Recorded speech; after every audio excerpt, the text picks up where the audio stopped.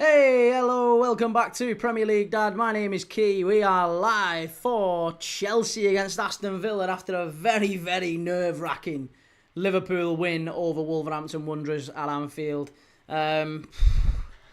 Chaotic is probably, again, another word to describe the Liverpool performance, but we'll focus on that, I'm sure, as the game goes on tonight. We'll be talking about all sorts of different things. That's what we do on this channel. We'll be talking about Brentford beating Bournemouth 4-1. What a performance from Brentford that was. Bloody Sharda with another hat-trick. Bournemouth falling to bits. They haven't won now in 10 Premier League games. And is Andoni Areola just losing that little bit of spark? Have the wheels come off at the Vitality for the Cherries? I don't know. We'll have to see about that one. But listen, Bournemouth not playing so well. Brentford starting to recover a little bit more under Keith Andrews. Jesus Christ, my mind went blank then. Look, listen, Aston Villa third, 4 points ahead of Liverpool, chasing them down now. Chelsea fifth, 3 points behind Liverpool, and Chelsea's form isn't brilliant either, for what it's worth. One win in the last 5 games, Chelsea. It's not brilliant. It really isn't. One win in the last 5 games, and that is against Everton in the Premier League specifically. Obviously, they get beat against Atalanta in Europe as well, but they do bounce back in the Carabao Cup, beating Cardiff. But still, in the Premier League alone, it's 1 win in 5 games for Chelsea. Whereas Villa, it's 15 wins in their last 17 games. They are on fire. Absolutely flying. 1, 2, 3, 4, 5, 6, 7, 8, 9, 10 wins in succession. 10 consecutive wins in all competitions for Aston Villa. Unai Emery absolutely flying. It would be 12 wins in all competitions if not for a certain defeat at Anfield. So listen, time will tell whether or not Villa can make a real fist of this title race. Can they actually stick in it for the long run? Something tells me they probably won't. I think Aston Villa are a really, really good side, but I don't actually see them making the top 4 this season. That's my call. I'm going to stick with it. Let me know if you think I'm well wrong on it. Have I got it totally wrong? Let me know. I don't think Aston Villa make the Champions League this season. I think they'll do very, very well. And I think they'll probably finish in maybe 5th or 6th. But I don't think they will finish ahead of Liverpool or Chelsea, for what it's worth. I think Chelsea certainly finish ahead of them, and I think probably even Manchester United outside chance. It wouldn't be surprising if United recovered to finish ahead of them too. I would much prefer Villa to finish ahead of United, and maybe Villa can get 5th, by the way. If Villa were to get 5th, then maybe they could get Champions League footy. I guess it depends on the England coefficient. We don't know. We don't know yet if 5th gets Champions League football next year. We're not sure about that just yet. But again, time will tell. Callum says Chelsea 2, Villa 2. Wander less, do you think Villa will win? Do I think Villa will win? I really hope so.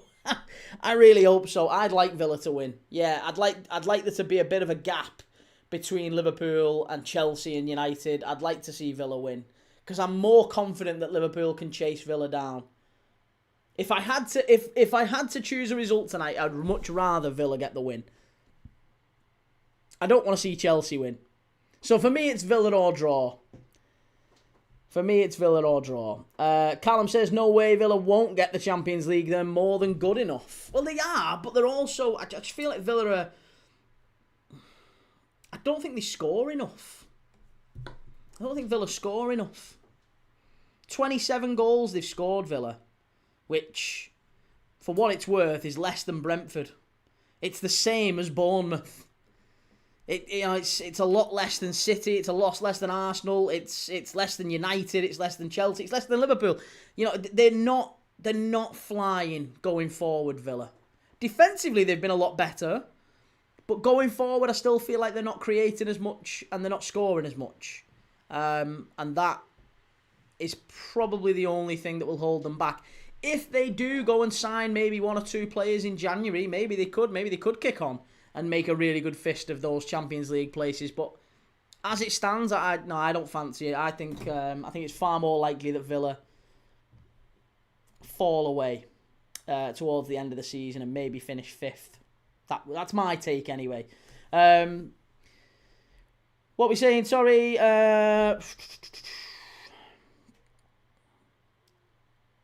Kane says they were top 5 a few weeks back. Villa win here for me. The amount of people saying McTominay was crap at United and good at Napoli need their heads shook. Swifty says Watkins hasn't got going yet. If he does, Villa will make it. And Joe says good performance from Liverpool. Not a good performance, but a good result yet again. I mean, this is... I don't feel like you can have it both ways. Liverpool are not cooking. We're not all singing, all dancing yet. We're struggling to kind of fit together as a unit. And I think that's partially because we've brought in so many new players all at once. So while that transition is going on, while these players are getting used to each other and sort of learning, you know, when is he going to make a run off the back? When is he going to come short for it? You know, does he want it into feet? Does he want it ahead of him? There's all these different... Does he want it to his right foot? Does he want it to his left foot? Is he on the turn? What? There's all these different things that players need to know instinctively, and it takes time. It just takes like 6 to 12 months before their teammates are really zinging at each other. And I think Liverpool have changed an awful lot over the summer. So the performances are less of a worry for me. The results were the big concern, and not that long ago we'd lost 9 in 12. The performances were terrible then as well, but we'd lost 9 in 12. Now, the performances still aren't brilliant, but we're winning games of football, and that's all you can do as a manager. I feel like as a manager, if you're winning games of football, then, like, what more are they asking of him? You know what I mean? Jake, I've been supporting Liverpool for years now. We always give teams a chance and make it hard. And Kane says, looks like United might be going to a permanent 4 at the back now. What do you make of that? Dorgu was the furthest player forward for United last night. Brendan says, hi, Keyvert's really having a massive influence now, which is great. Definite positive signs, but the lack of resilience after we concede goals is still there. We're definitely missing some real leadership in midfield, I think. Gravenberch is brilliant, scores a goal again today. I thought Curtis was good, but I just feel like we're carrying a player. Every time Alexis McAllister is playing, I feel like we're carrying him. I feel like he's an absolute passenger for us, and we need to move Alexis McAllister on sooner rather than later. Kane, if I was Amarim, I'd look at a 4-2-3-1 narrow, as it's not that different to the 3-4-2-1. He's got a lot of centre-backs though, hasn't he? He's got a lot of centre-backs. Yoro, Maguire, Heaven, Delict, Miss Martinez, you know, there's a lot of players in there who he's going to struggle to entertain, I think. Jake, what were your thoughts on the win, though? It was a good win, yeah. Joel says we dominated from minute 1 yesterday, just very unlucky. You must have watched a different game to me, Joe. Newcastle didn't dominate against United, and it wasn't unlucky. You were terrible. You were absolutely terrible. United, one bit of quality in the game, they won it. That's all that it boiled down to in the end.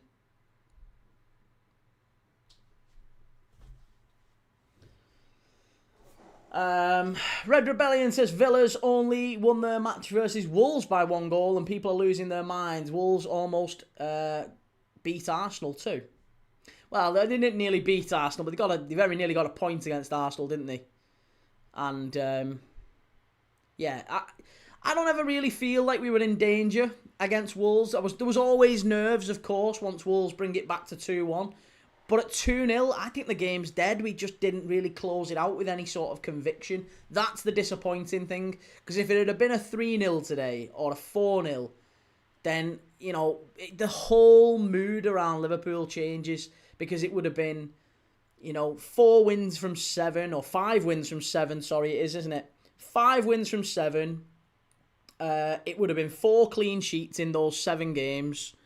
And it would have been like, wow, that's a real turnaround from 9 defeats in 12. Liverpool still deserve massive credit because it's still 5 wins in 7. But the last 2 games against Spurs and Wolves still feel like there's questions, isn't there? Still like... just raises a few questions rather than answers. Scottish GHK, who would take Alexis McAllister given his recent form? I mean, I really would like to see Real Madrid come in for him because they could have him. Twisted Fate says we had 6 first teamers out and then second half they couldn't beat our kids, but that fan says that they're unlucky. Yeah, I didn't think they were unlucky. I've got to say. Joe says, key mate, don't start this. If Liverpool lose, you cover it up with an unreal performance. Listen, it's an unreal performance and then it gets the job done.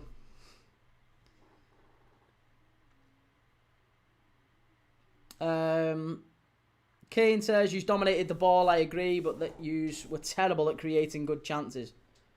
We played you off the park. Joe, you didn't play United off the park. You really didn't. The only way you was ever going to score yesterday is the penalty. You should have got a penalty. I'll give you that. You should have got the penalty. Right, it's very nearly kick-off here at Stamford Bridge. Big, big game. Really looking forward to this one. Villa get us underway. Chelsea Villa. Come on, Villa.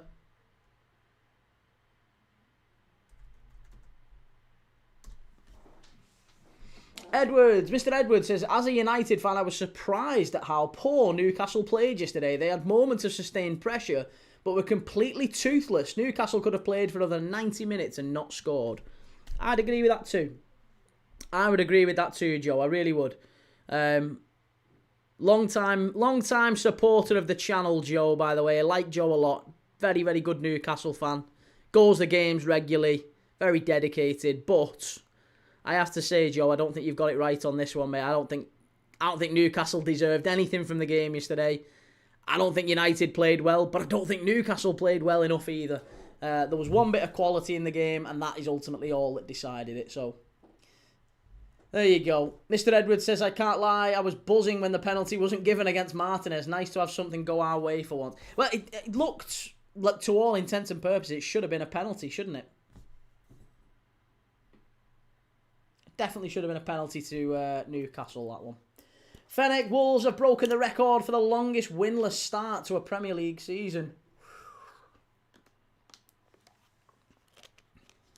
Twisted Fate, Narky. Everyone said that wasn't a penalty. Even a lot of Newcastle fans. It came off his chest, then arm. It was the right call. It hit his arm twice, mate. He had his arm out like that. It don't matter if it hits your chest. It hit his arm twice. Two arms, both of them. You absolutely can't not give that for me. I thought that was a clear penalty. Joe, plus we deserved a pen, and Cunha was offside. Well, yeah, maybe Cunha offside was another one that should have been looked at. Palmer, strike! Oh, unlucky. Nearly 1-0 Chelsea early doors here. Cole Palmer drifting in from the right-hand side yet again. Joe says it hit his arm before his chest. And Callum says Wolves have definitely improved away since Edwards has joined them. I think defensively they've improved, Wolves. They're conceding less since Rob Edwards has come in. And the goal that they've conceded, 2 goals today they conceded, I think they'll be quite disappointed with, but it was certainly a good first goal from Liverpool. Mr. Edwards says, I think the wrestling with the player and it hitting his chest saved him. I couldn't have argued if it wasn't given against us, though. Yeah, that's probably fair. It's one of them, isn't it? Maybe it's like an amber decision. If it goes against you, you're gutted, but you can't really argue with it.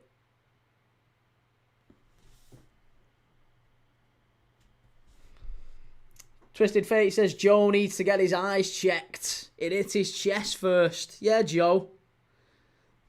Reece says, don't forget, Key, Newcastle are getting top 4. Oh, no. Oh, it's all going off in the chat.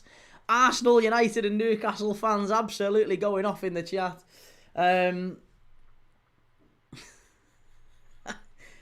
don't think Newcastle are going to be making Europe this season. I think they've still got an outside chance, but there's lots of talk of sack Howe after last night.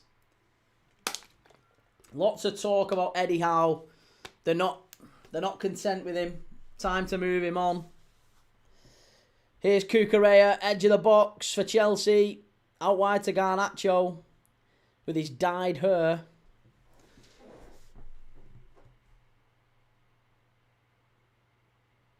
Jake says a win is a win at the end of the day, but far from convincing. Absolutely right, Jake. Here's Chelsea down the right-hand side. Palmer pulls it back. Too easy. Villa get it away. Kamara. This is better from Villa. Now they're away. What? Is that Reece James? Where did he find that little burst of pace from? Oh, Reece James, honestly, absolutely incredible in the middle of the park. Thomas says, what's your score prediction for the game? For this one, I've gone for 1-1, I think. Did I go 1-1 or 2-2? Draw. Score draw, anyway. Score draw. Hey, Gav's highlights. How's it going, Gav? How do you think you'll get on in this one? Villa, 15 wins in 17. Chelsea, 1 win in their last 5. And here are Villa coming forward. Here's Morgan Rogers. He's driving at him. Hit it. Oh, you numpty. What are you doing? Oh, he gets in the box there. All he's got to do is hit it. And he just fannying around yet again. One Durales says, ain't Dan Burn injured? Is he really? Gav says, thank you to whoever gave me the gifted membership. It was Scottish GHK. He was gifting memberships out yesterday and today, I think, as well. Top guy. Absolute legend. Joel says, Howe is absolutely fine. It was always going to be a tough season. Yeah, I certainly wouldn't be sacking Eddie Howe yet. Steve says, Villa will win this one 2-1. Well, 5 minutes in. And we've already had a bit of an end-to-end feel to this one. Chelsea getting a lot of possession in and around the Villa box, but as soon as the ball breaks, Villa have got a lot of options on the counter-attack. Morgan Rogers is... Oh, it's a great ball from Garnacho. That's an important header at the back stick as well. Really, really important header. Callum says, Brentford have really impressed me this season. Would you take Thiago at Liverpool, Key, in case Isak doesn't start till next season? No, absolutely not. No, I wouldn't take Thiago at all. I'd be more inclined to take Shada. Edward says Anthony Gordon looking like Gail Platt though. Claire Balding. What are we saying? Sorry. Agate. Twisted Fate says, besides Key, no Newcastle fan can ever say they're unlucky. They deserve to lose. Has Agate ever been confident enough against anyone to start doing stepovers? Hey, thank you for the super chat. Cheers for that, Mr. Edwards. Anthony Gordon looking like Gail Platt. And Gav's highlight says, I reckon we'll win 2-1, Key. What about you? I think 2-2. I can't see Chelsea winning this, but I'm not 100% sure that Villa will either. So, yeah, I think Villa or draw is what I would have been looking at. Double chance, Villa or draw. Both teams to score.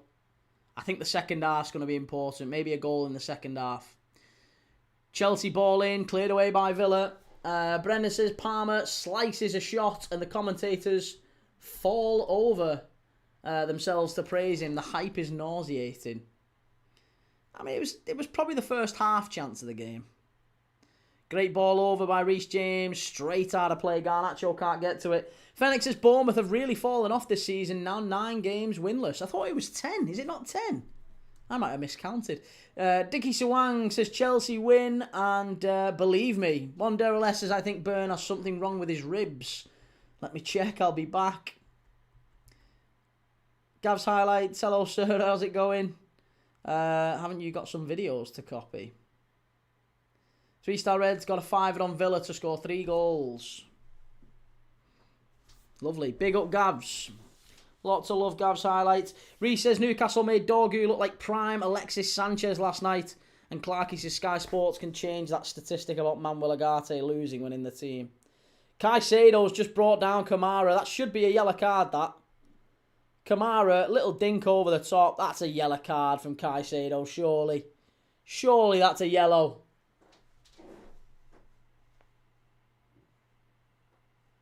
Monderales says Dan Burn has broken ribs and a punctured lung. Was that from the tackle against Sunderland?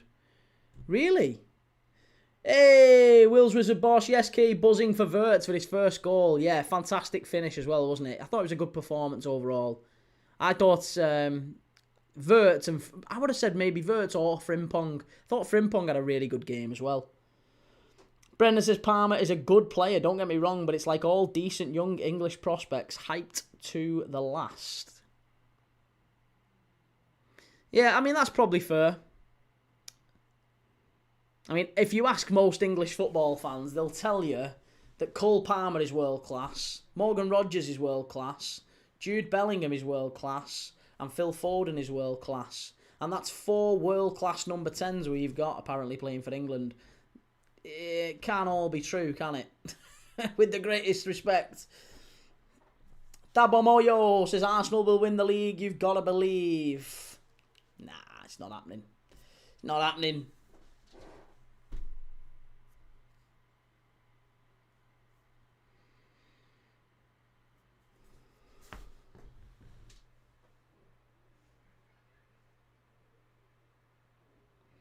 Ball back with Robert Sanchez here. Clarkey, does Luke Shaw get into the England squad for the World Cup key?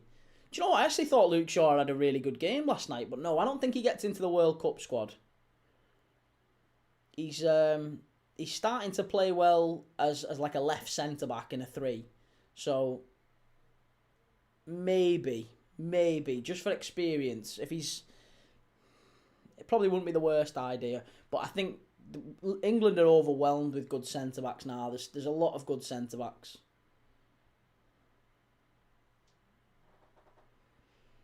Twisted Fate says, since Vert isn't doing his James Bond impression anymore, I can put my bias in the bin and say he probably was the best player on the pitch today. That's nice here. Yeah, he was good, wasn't he? Sarah says, nah, City are winning it. I still think City win it too. And Reece, does Max Darman make the England squad for the World Cup key? Don't start. Max Darman. Jesus Christ. Right, free kick to Chelsea. It's as good as near the corner flag. 11 minutes in now. We've not really had a clear chance for either side, or at least not a clear chance in terms of a shot on target. Morgan Rogers had a very good opportunity on the counter-attack, but didn't take it. Didn't even result in a shot. But it's a free kick here to Chelsea. Matty Cash wrestling with Chalobah at the back stick. Ball whipped in. Easy that for Villa. And punted away up the pitch. Wanderers says, yeah, that was in the Sunderland game. Yeah, the one where he gets clattered. Will's Wizard Boss says, Key, I'm saying 2-1 to Villa. 2-1 to Villa. Is there anyone in the chat that thinks, you know, Villa, where can Villa... In fact, I might even do a poll. Should we do a poll on YouTube? Let's have a little poll. Let's ask the chat. Not pop out chat. Here we go. Let's ask the chat.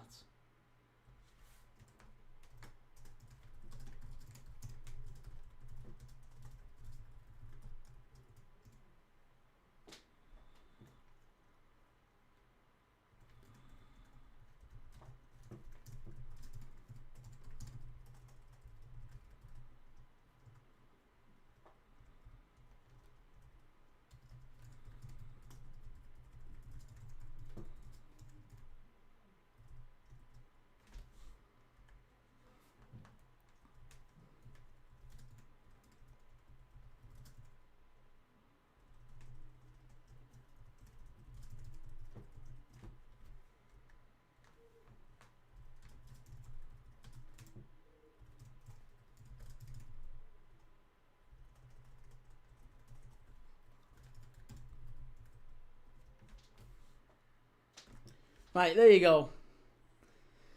I've just put a poll on YouTube. Where will Villa finish this season? Title challenge, Champions League qualification, Europa League, or is there going to be a collapse in the second half and they finish 7th or lower?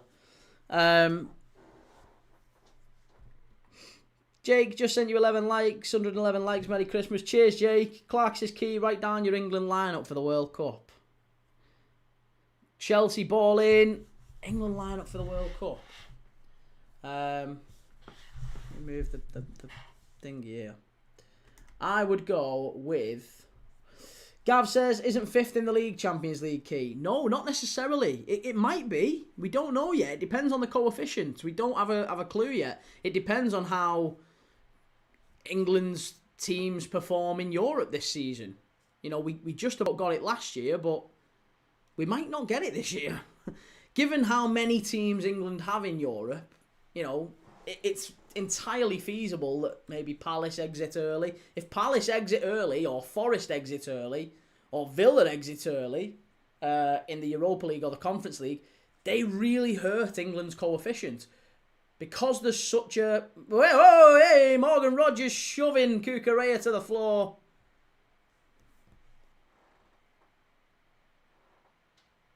Reece says the 15% that have put title challenge are delusional. And Steve says, Gavs, depends on the English Champions League team results. Yeah, it's not just the Champions League, it is Europe. So it is the full coefficient. So, like I said, are Spurs going to go deep in the Champions League? Probably not.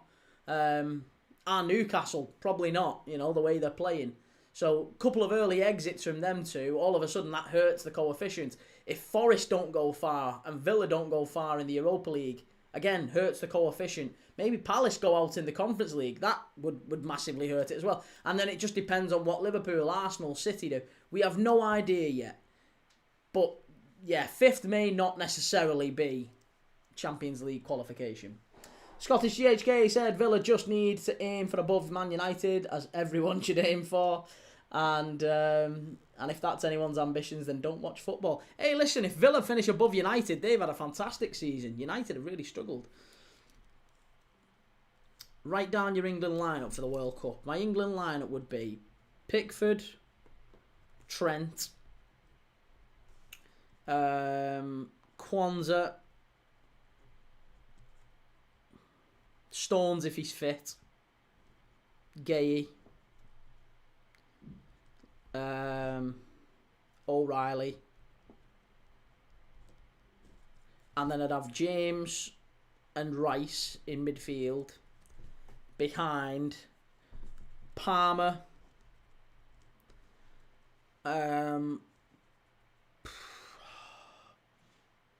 probably Palmer, Bellingham, Rashford, Kane.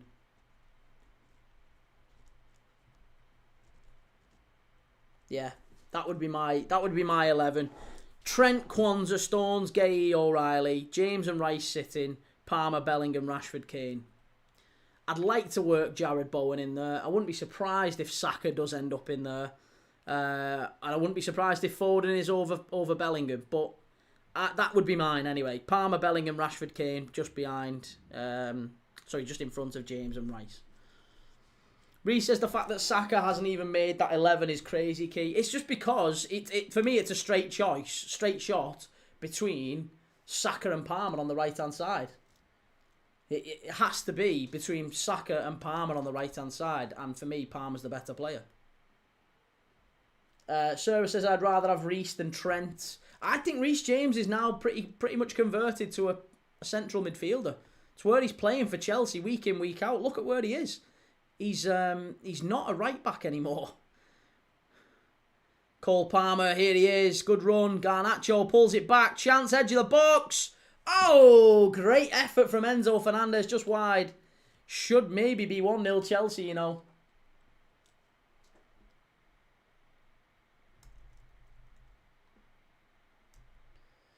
Steve says, so no Morgan.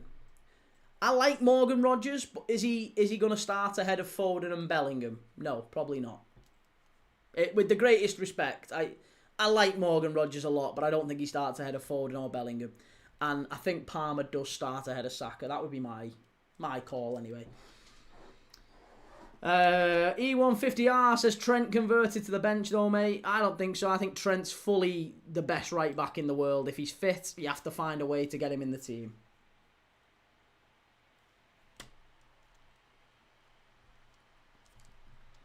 So yeah, that would be mine anyway. That would be mine. Carl says Bellingham's overrated, sorry. I think, again, he's still so young. If Bellingham is playing well, if he's in form, he's a difference maker. He's a match winner. And physically, I think it's really important. I would rather have a Bellingham than a Foden. Oh, Cole Palmer, absolutely sensational down that right-hand side. Brilliant cross in from Palmer. Really, really good play that from Cole Palmer. Scottish GHK, I get the banter. My comment wasn't aimed at you, but if anyone truly does measure their season at finishing above us, Gav says time him out, if he does it again. To be fair, that's a difference in culture, that Gav. It's a difference in culture. He's from Turkey.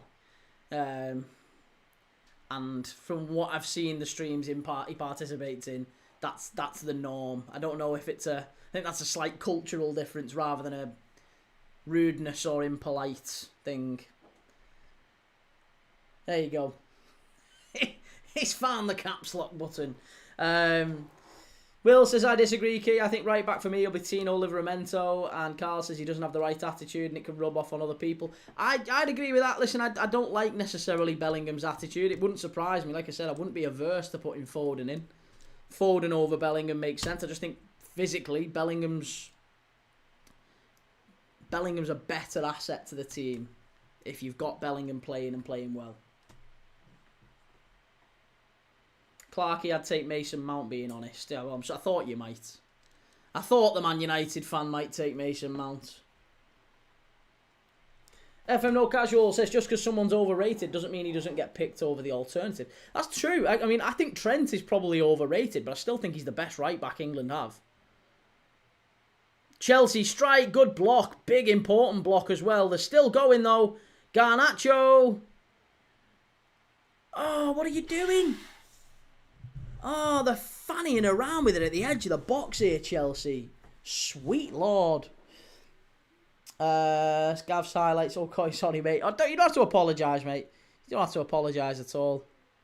It's I don't think it's as cut and dry as in being rude. I could be wrong though. Sarah says Mason Mount isn't going to the World Cup. No, I don't think so either. Carl says I'm a United fan and Mount won't be anywhere near the squad. Reese, I don't think Bellingham's celebration helps him either. Which one? Are we talking about the one where he does that or the one where he does that? I don't know. He's done a few, hasn't he? Kane, I'm back. Good to see you, Kane. Twisted Face says, Key, I think Heaven will get called up for England soon if he carries on this trajectory. Maybe not as a starter right now, but certainly the bench. No, I think Aiden Heaven's been absolutely shocking this season. I honestly do. I think he's been a real liability for United at times. I don't think he's ready for international football at all.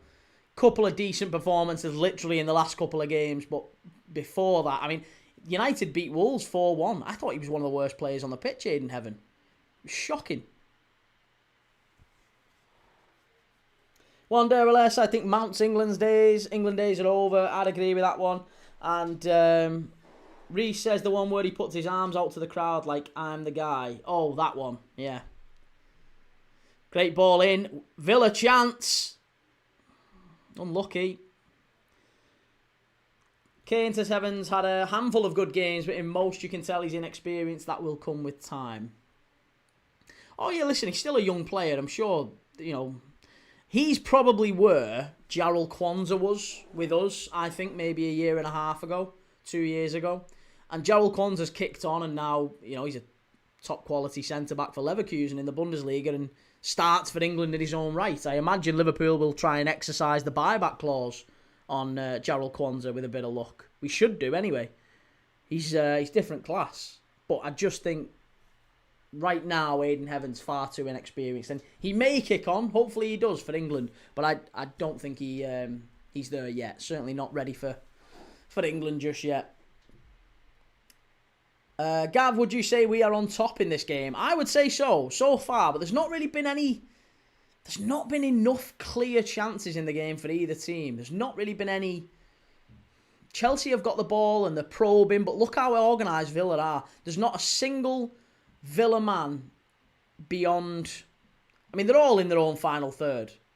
So, to a degree, we know that Unai Emery likes to play the game in phases. So, I actually think what we might see from Villa here is maybe this is a deliberate thing. They're trying to play on the counter-attack, but they're just trying to get through the opening half hour. Great chance. Chelsea should score. Keep them out. Laid off edge of the box. Headed away. For the most part, Villa are limiting them to very, very poor quality chances. Wanderless says he has his knee patched up versus Newcastle, then got took off at half-time. Clearly not a good sign. And Kane says, with you saying Amorim has a lot of centre-backs, I reckon Heaven will get loaned next summer. Joe would say Chelsea are playing them off the park. Sorry, Chelsea. Sorry, Joe. Carl says, the biggest issue for me is who goes as the backup strikers for Tuchel. Again, there's probably not one real standout backup striker, is there? And you'd look at like Liam Delap, for example. But, yeah, Liam Delap's not exactly... Calvert-Lewin's the highest English goal scorer in the league, but you wouldn't be taking Calvert-Lewin anytime soon, would you? Same with Welbeck. Welbeck and Calvert-Lewin are kind of the next ones along. I mean, I tell you, has played centre-forward quite a lot recently. He's not necessarily an out-and-out centre-forward, but I love him to bits. Jared Bowen. Jared Bowen basically plays centre-forward for West Ham these days. So I'd try and put Jared Bowen in there at centre-forward as backup to Harry Kane. Because after him, like I said, there's only really Dominic Calvert-Lewin and Danny Welbeck, sorry. Scottish GHK says players should celebrate for the fans, not for themselves. Couldn't agree more with that. It feels far too much like brand building, doesn't it, with a lot of these players? They're all too focused on how can I reinforce my brand message with every goal I score or every assist I make. Wow, Garnacho flew in there. Chelsea still pushing forward. Kamara gets back up, ball pulled back. Villa managed to squeeze it away. Gav says we need 3 points today. Do you think you'll get it though? This is the question. Chelsea, 26 minutes in. I mean, Chelsea have certainly been the dominant side, but I think Villa have stood off and kind of let you have the ball. I don't think Villa are really trying to win the ball back. Look at the press. The press from Villa is non-existent. And that I can only assume, given how well Villa have played in the last 15 to 17 games, 15 wins in the last 17 games rather, given the run that Villa are on, I can only assume that the lack of a press is deliberate from Unai Emery. They are not... It's not that Chelsea are dominating possession. Villa are giving them possession. Villa are playing in moments here. They're not interested in dominating the ball. They're not trying to. They don't want to. Let Chelsea have the ball. We'll set up quite deep and we'll press when we're comfortable. And I think that's what we're seeing here. Steve says, Sarah says, as a Liverpool fan, we need this game to be a draw. Draw suits us, doesn't it, Sarah? Yeah, draw definitely suits Liverpool. Or a Villa win. I'd quite happily take a Villa win.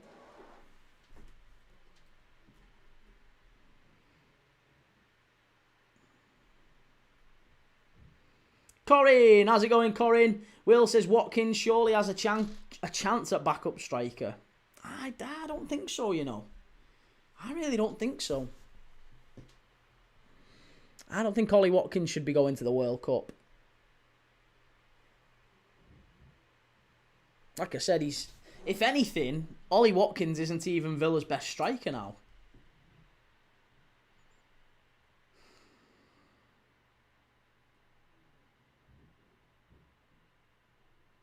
Just looking at, there's a real lack of English strikers thriving at the moment in the Premier League.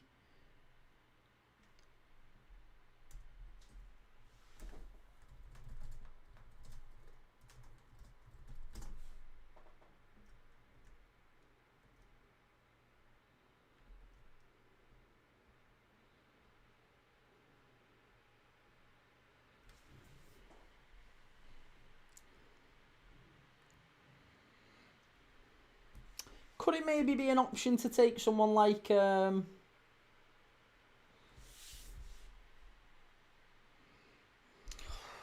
maybe not, actually. I was going to say someone like maybe one from the lower leagues.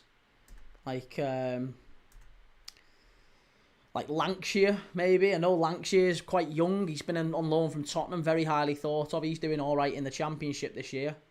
Just thinking of younger players maybe who would have been around the under-21s. Because Delap just isn't fit, is he, at the minute? Get Paul Mullin on that plane.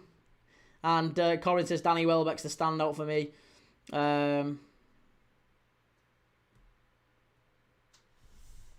It's a yellow card here for... Who is it who's getting booked here? Oh, might be 2 players getting booked here. John McGinn absolutely raging, but it's Matty Cash who's getting a yellow card for Villa. Matty Cash, 5th yellow card as well, so that's Matty Cash ruled out of the next Villa game. Who have Villa got the next game? Who's Villa's next fixture? Arsenal away! What a surprise! Matty Cash now suspended for the Arsenal game. It was a foul. It was a foul.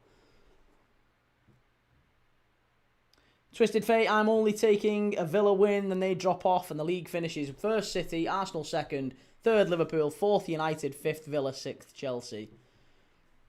I can't see United realistically finishing above both Villa and Chelsea. I just can't. I'd be amazed. I'd be absolutely amazed if they finished above both of those. Chelsea play it short. Cole Palmer. Again, back to Reece James. Bit of a wasted set piece for Chelsea. And Villa get it away. Too easy, that. Reece says, I don't think Welbeck has made an England appearance since, what, 2016? Something like that, yeah. Something like that. Twisted Fate says, maybe 5th for Chelsea, Gav, but I see both Villa and Chelsea dropping off slightly.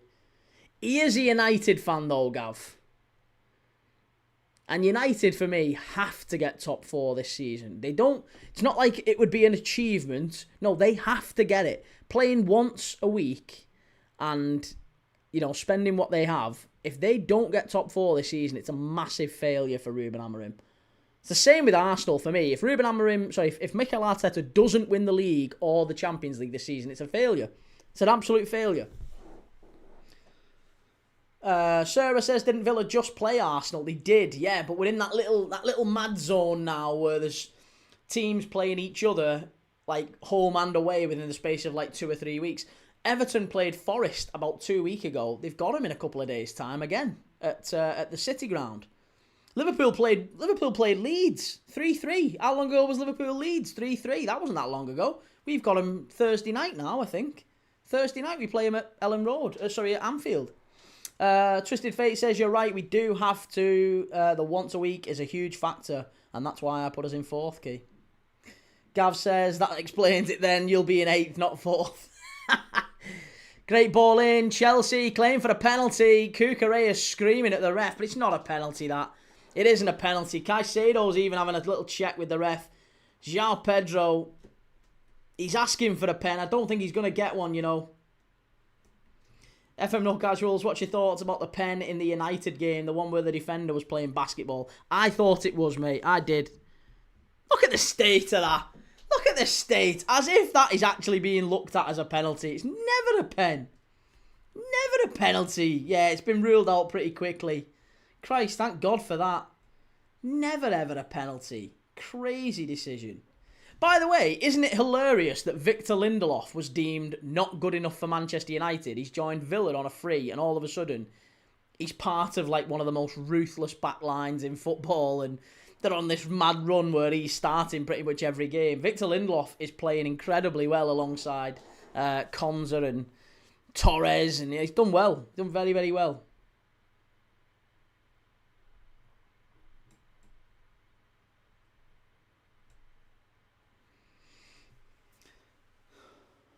Twisted Fate says, there isn't 8 teams better in the Prem right now. You're all dreaming we finish 8th. Well, no, if you finish 8th, then there's not 8. There only needs to be 7 better than you. And I think there are 7 better teams than Manchester United. I think there's definitely 7 better teams better than United. Or 7 teams better than United, rather. Let me phrase it properly.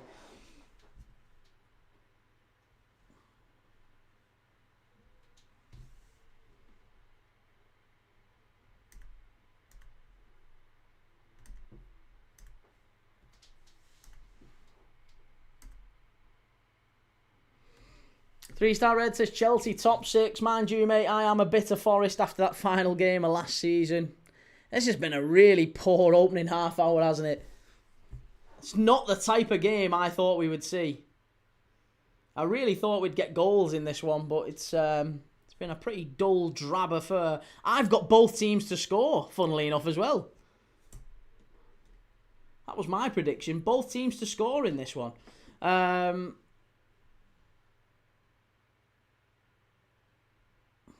Adam says that Arteta negative football is super effective in the Champions League. Yeah, they'll go the distance in the Champions League. I think, I said it earlier in the season, but I do think this is Arsenal's year. I actually think they win the Champions League, but they don't win the Prem. Will says, Key, I didn't watch the Liverpool game. How were we?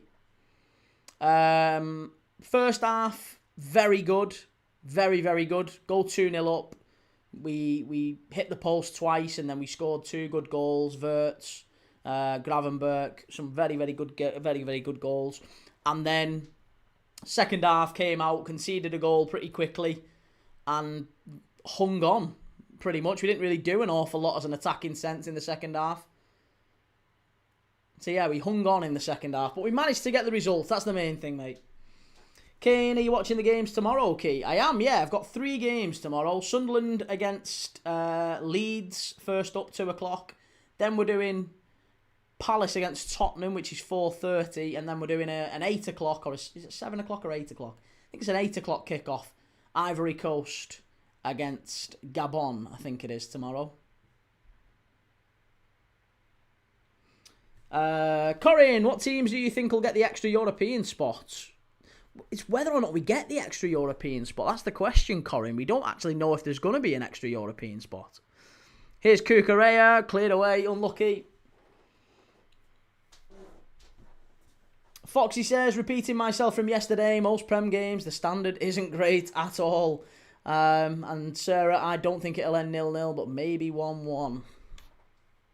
We need more goals, definitely. Adam says, do Villa have the squad to finish 3rd? No, not for me. I still think no matter what happens, I can't see Villa finishing in the top 4. I think Villa 100% will get top 6, but not the top 4. I think there's a fantastic run that they've been on, but it's just not sustainable. There's no way that Villa sustain this long term. They'll lose eventually. It might even be tonight. Oh, and just as I say that, Chelsea have scored. Oh, hey, that couldn't have been worse timing for Villa, could it? Reece James with a ball in, and has this gone directly in off the corner? I'm not sure. I don't know if it's an own goal. I don't know if it's a Reece James assist. I have no idea what's going on here, but there's no Chelsea player really claiming it. Villa have somehow conceded. Is there any sort of a check? I don't know. The ref is getting surrounded by a couple of Villa players, but I don't know. Reece James floats the ball in. It's near post. I don't actually think it touches anyone, does it? What happens here? Might go straight in off the corner. Is it an own goal? What is going on here? There's a bit of argy-bargy. There's a bit of a shove going on. Martinez is more worried about shoving Chalobah and... Oh, I think it's a Villa own goal. I think it's going to be an Ezri Konsa goal, that one. I think it's Ezri Konsa with the own goal. Oh, no! It might actually be João Pedro. Yeah, I think it's going to be João Pedro. It's going to go down as a João Pedro goal, that I'm pretty confident. Reece James assists, João Pedro with a goal. He didn't know anything about it. It just sort of deflected in off him, I think. But there you go, 1-0 Chelsea. 1-0 Chelsea. Now you might see a different Aston Villa. Is there a check here? No, it is a goal. Of course it's a goal. Come on. There is... Now you might see a different Aston Villa. You might just see a different type of Aston Villa. Because Villa have to. Does it count, Key? Please say, yeah, it does count, mate. Yeah, it absolutely counts. It's 1-0. We're still going. It's now, the game's back underway. But there's now it's about Villa changing tactic. It couldn't have come at a worse time for Villa. 5 minutes before half-time. This is exactly the time teams don't want to concede. Because Unai Emery will have already just been planning his tactics for second half, won't he? He'll have already been thinking, right, we're 0-0. Now we can maybe start to push out. Now we can just take some tentative steps and try and step into Chelsea's half a bit more. Now that a goal down, it becomes a bit more urgent. And it's a free kick. It's a set piece for Villa. Can they pinch one back before half-time? That might just reignite this game. It's been very flat so far for us neutrals, hasn't it? But we might yet have a decent end to the first half. Ball pumped over to the far side. Shocking, really. Nuke Pluto says, how holding keeper? I don't think there was anyone holding the keeper there. Chelsea driving forward still. Nah, too easy. Villa get it away. Kane says, João Pedro scored that. He did, yeah, didn't he? Set piece FC, do it again. It's boring, says Arsenal fan Reese. Adam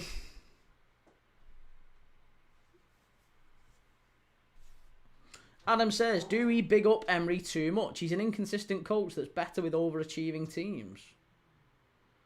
No, if anything, I don't think we big up Unai Emery enough. I think Unai Emery's, for me, if I'm doing my top 3 managers in the Premier League, Unai Emery's in there. He's absolutely quality. He's top quality. He just does it everywhere as well. He does it everywhere. I don't think he got long enough at Arsenal, but he does it the guy's an absolute monster manager. He's so good.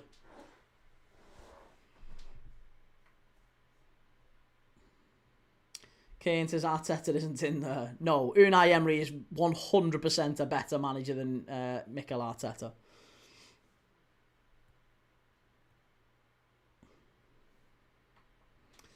Reece says, hasn't Unai Emery won the Europa League the most times? He has. And I don't think any other manager would have had Villa. I actually think, if you look at Unai Emery's achievements with Aston Villa in terms of getting them to the Champions League, they may well be in the Champions League again next season. Getting them to the Champions League in multiple seasons, they might even yet do well in the Europa League. You'd be silly to back against them given his form, his track record in that tournament. Imagine Villa were to win the Europa League and that's how they qualify for the Champions League. That's absolutely possible, isn't it? It'd be silly to bet against that. So, if Villa were to somehow win a European Cup and get into the Champions League, I would say Arteta's achievements at Arsenal pale in comparison.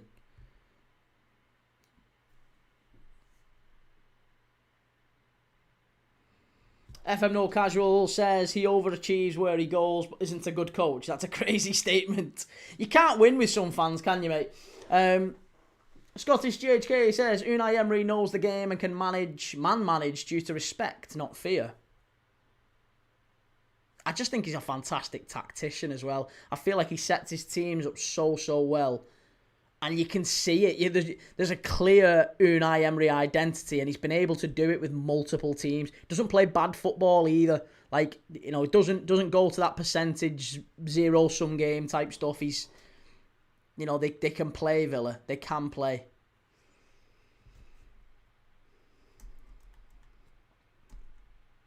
Twisted Fate says, Key, now you've seen more of Lamans, what's your actual unbalanced opinion on him? He's done rather well so far, still a lot of improvement there, but he's not being beaten at his near post as some of the past. My opinion on Senna Lamans hasn't changed, mate. I liked Senna Lamans before he came to United. We did 2 or 3 watch-alongs of Senna Lamans, well, not specifically of him, but we did 2 or 3 watch-alongs where Senna Lamans played earlier on this season and the back end of last season. So we've done watch-alongs with him, and he saved a penalty in one of them. I like Senna Lamans. I think he's a good young keeper, but I feel like he could have done a lot better with some of the goals that he's conceded against United. That said, I thought he dominated aerially yesterday, and as a goalkeeper, he's saving what he needs to save, isn't he? That's all you really want for a goalkeeper, especially a young goalkeeper. Is he saving the ones you'd expect him to save? Generally, yes. There's a couple where you could say, like the Everton one. The Everton one and the Villa one the other day, I feel like he goes with the wrong hand, and he should do better. The ball's too close to the middle of the net. And if it goes in the middle of the net, you're generally looking at your keeper and going, mate, come on. So, there's a couple of goals where maybe a little bit questionable, but generally speaking, he's saving what you expect him to save. He's not dropping howlers like Onana was, and he's claiming and dominating aerially. So yeah, Lamans, I think, is an upgrade for United. I think he was a better signing than... There was rumours you were going to get this lad, Martinez from Villa. Much better signing than going getting him. But Villa are all of a sudden pushing forward. That's not a foul, ref. That's not a foul, ref. Oh, it was never a foul. John McGinn's fuming.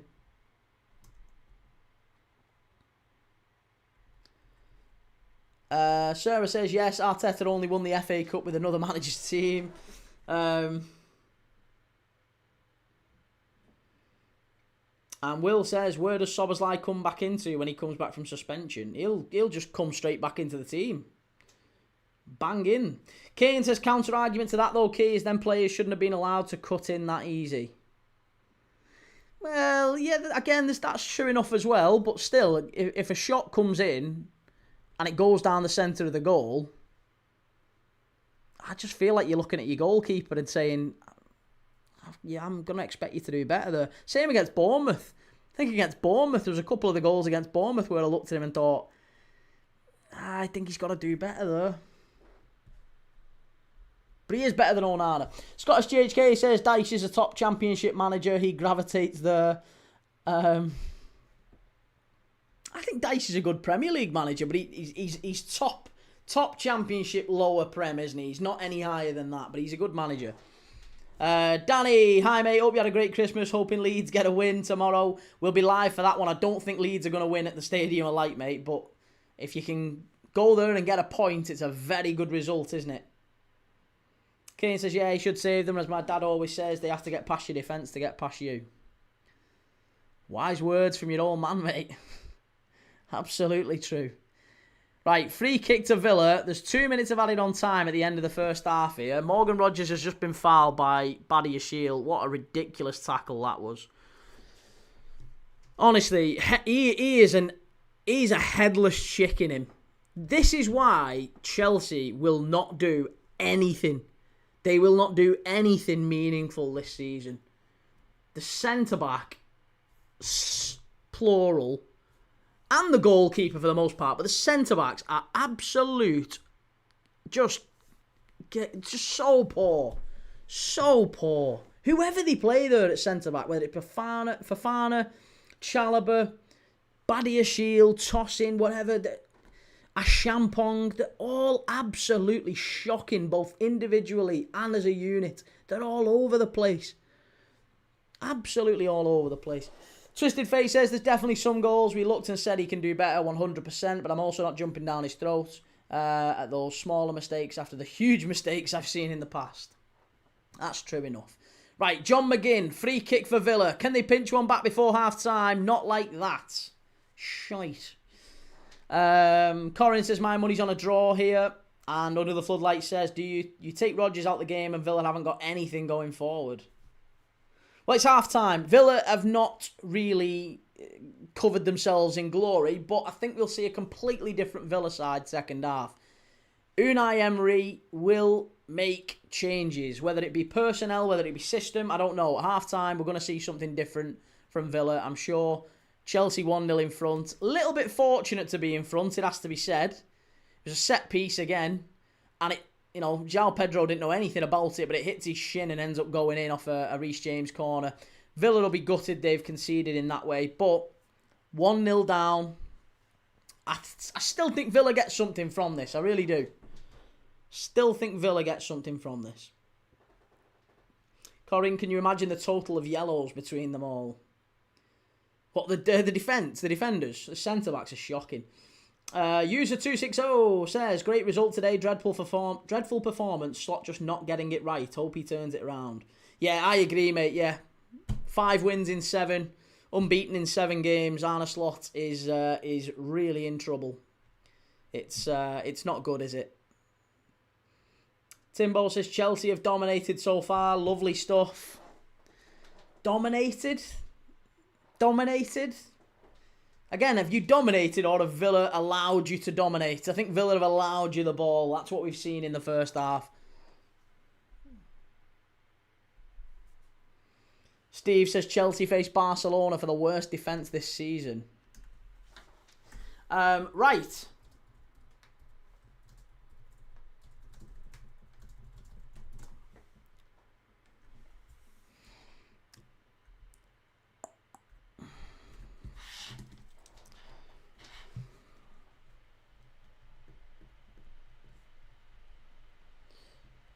Hang on a second.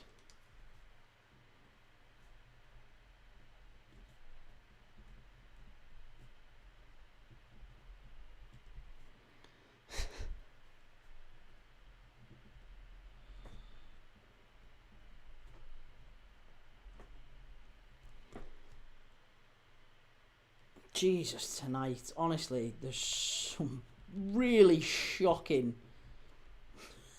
wait a minute. Wait a minute.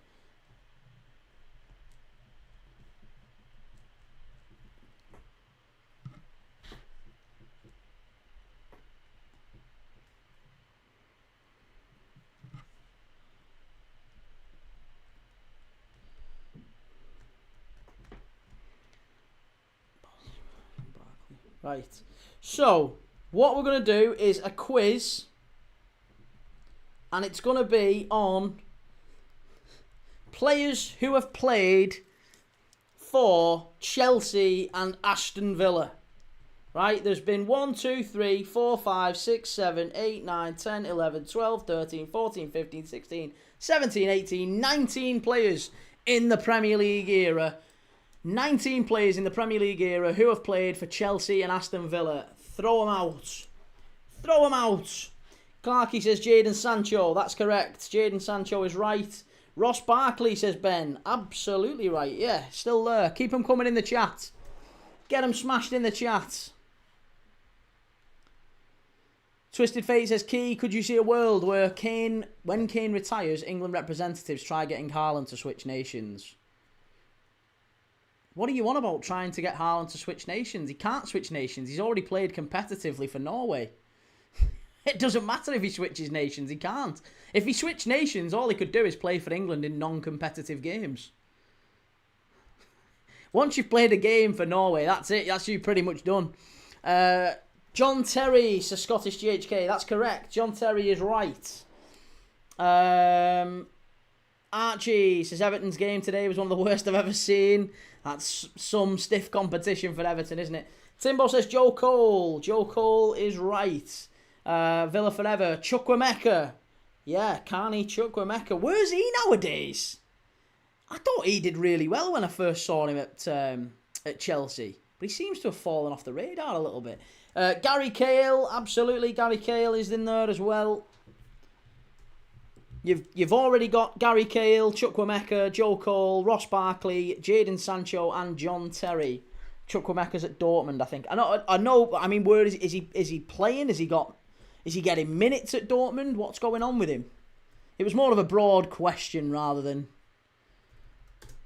is he actually playing football, I guess, because he's 22. Yeah, 22. He's made 12 appearances for Borussia Dortmund this season. Sorry, 18. No, he is playing. 18 appearances in all competitions for Dortmund, and he's got 2 goals. He's a good player, though. I like Carney Chukwuemeka. Not Caballero. No, Carlton Cole is correct, though. Yes, Carlton Cole. You've had Joe Cole. You've got Carlton Cole. Andy Townsend from way back. Yeah, Andy Townsend, mostly known as a pundit nowadays. But yeah, Andy Townsend is correct. Sorry, I need to just change the timer to half-time as well. Apologies. Half-time. Not Begovic, no. Villa forever says Bertrand. Yeah, Ryan Bertrand, Champions League winner with Chelsea, of course, as well. Steve Sidwell is correct. I've sat next to him on a plane. Not Kellyman, no, Timbo. Kellyman allegedly has not made a Premier League appearance for both of these sides. Martin is correct, yes. Ian Martin playing tonight, of course. Edward, how's it going? Clarky says Chris Sutton. Yeah, Chris Sutton, back in the day. Chris Sutton played for Chelsea. He was a record signing for Chelsea, wasn't he, at the time? Club record, I think. 10 million quid, something like that, from Blackburn Rovers. It was a very, very big signing. He was a bit of a flop at Chelsea. And then went up to Celtic and obviously really kicked on up there. Bertrand Traore, yeah, currently at the AFCON and doing well at the AFCON with Burkina Faso. And yeah, he's at Sunderland, of course, nowadays. Bosnich is correct, Kane, yes. Cocaine, Bosnich. Scottish GHK, Drinkwater was a bit part player for both. Yeah, Danny Drinkwater, Leicester's Premier League winner, not so good at either Villa or Chelsea, it must be said. Bertrand Traore, Joe Cole, Bosnich, Scott Sinclair is right, yeah. Mostly known for diddling Helen Flanagan. Twisted Faces, I mean, we can talk to Norway and get them to become part of England, Key. There's always loopholes. We could invade Norway. Yes, we could invade Norway to get Haaland. Steve Sidwell, you've got currently Bertrand Traore, Andy Townsend, John Terry, Chris Sutton, Scott Sinclair, Steve Sidwell, Jadon Sancho, Ian Martson, Danny Drinkwater, Joe Cole, Carlton Cole, Carney Chukwuemeka, Gary Cahill, Mark Bosnich, Ryan Bertrand, and Ross Barkley. Yes, Tammy Abraham, great shout. Tammy Abraham's in there too. There's still two left to get. There's only two left to get. One of them is back in the day.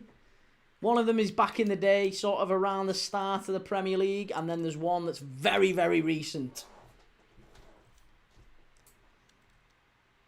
Yeah, one that is very, very recent.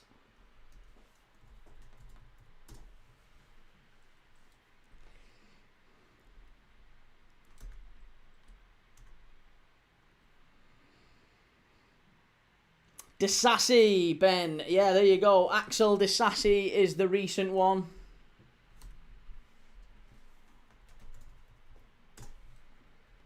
Axel Disassi, the recent one. And the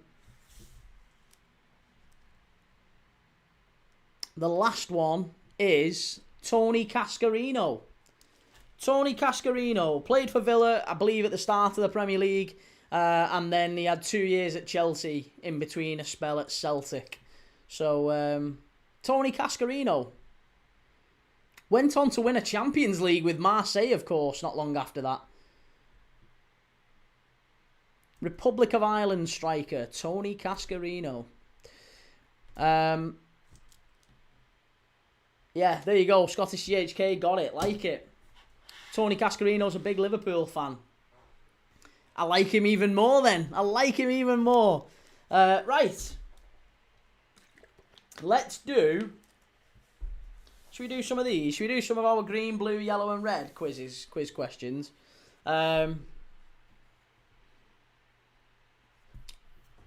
What was the name of Lionel Messi's football team before he began his professional career at Barcelona? Should be an easy one. Ben says, does TalkSport on a Saturday and Sunday morning? That's how I know he's a red. Yeah, I know he is on TalkSport, isn't he, nowadays? Ben, Newell's Old Boys is correct. Yeah, Newell's Old Boys is Lionel Messi's original side before Barcelona. That's world stage. Now we're on to general knowledge.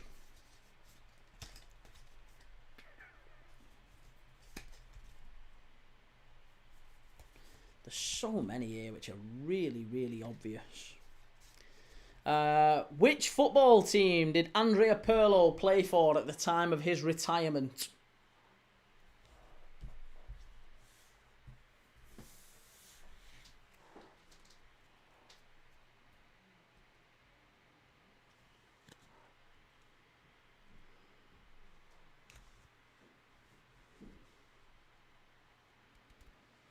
Not LAFC, not Juventus, no. Somewhere in the MLS, I'm pretty sure. You got it. Where did Andrea Pirlo play his final games of his professional career? New York City is correct, Ben, yeah. Who is the youngest player to ever score a Premier League goal, aged 16 years and 270 days? Youngest player to score a Premier League goal.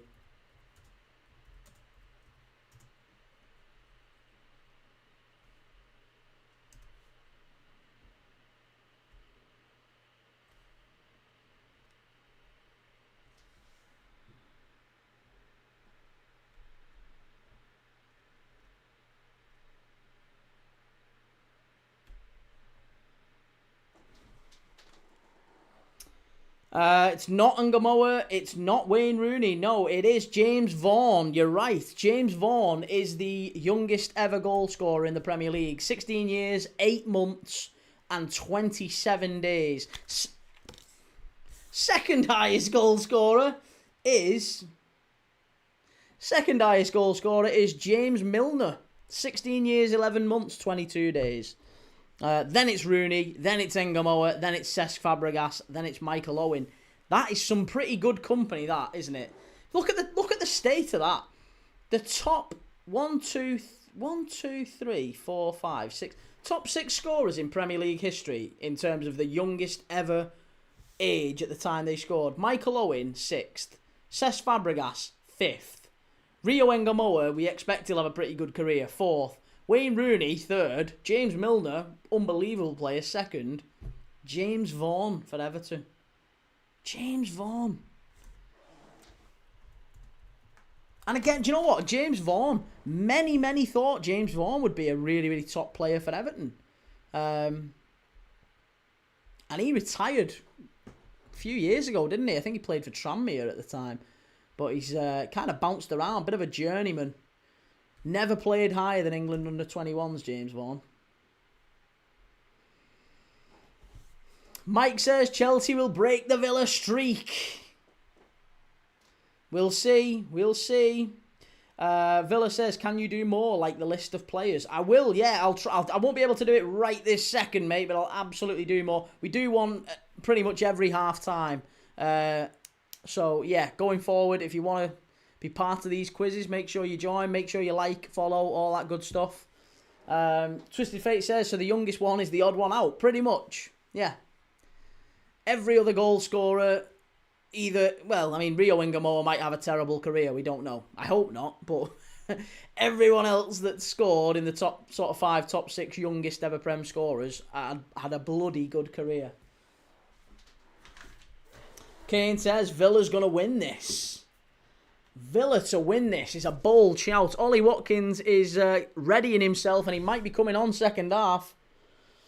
Mike says, what do you say about the downfall of Alvaro Morata? Downfall? Would you say it's a downfall? I'm not sure I would say it's a downfall. I don't think Alvaro Morata ever hit the heights.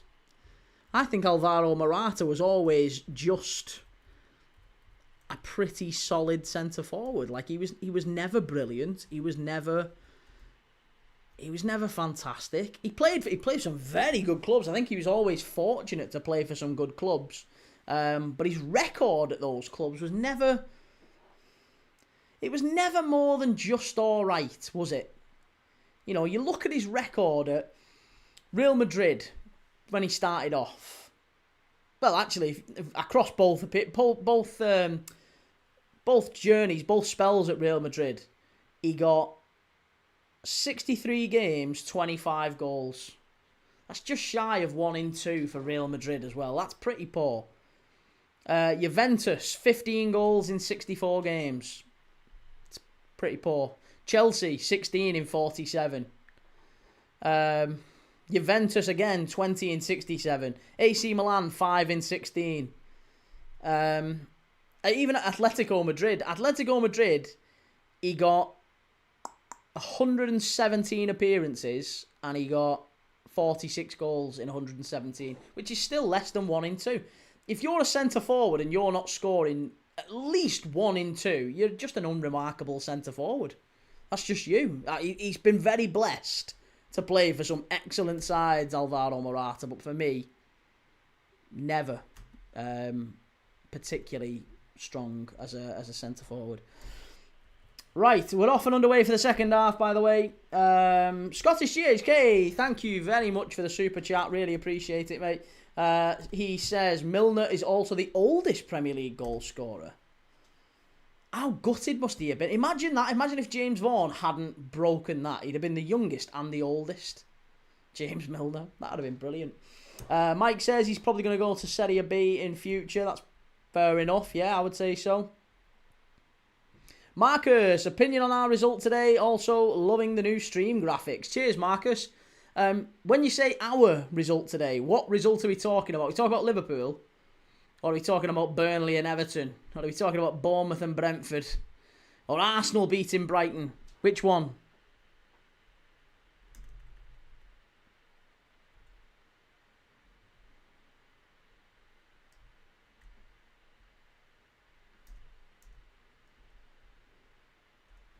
Steve says he's won all the trophies, so I don't see any downfall like Giroud. Is there going to be a claim for a handball here?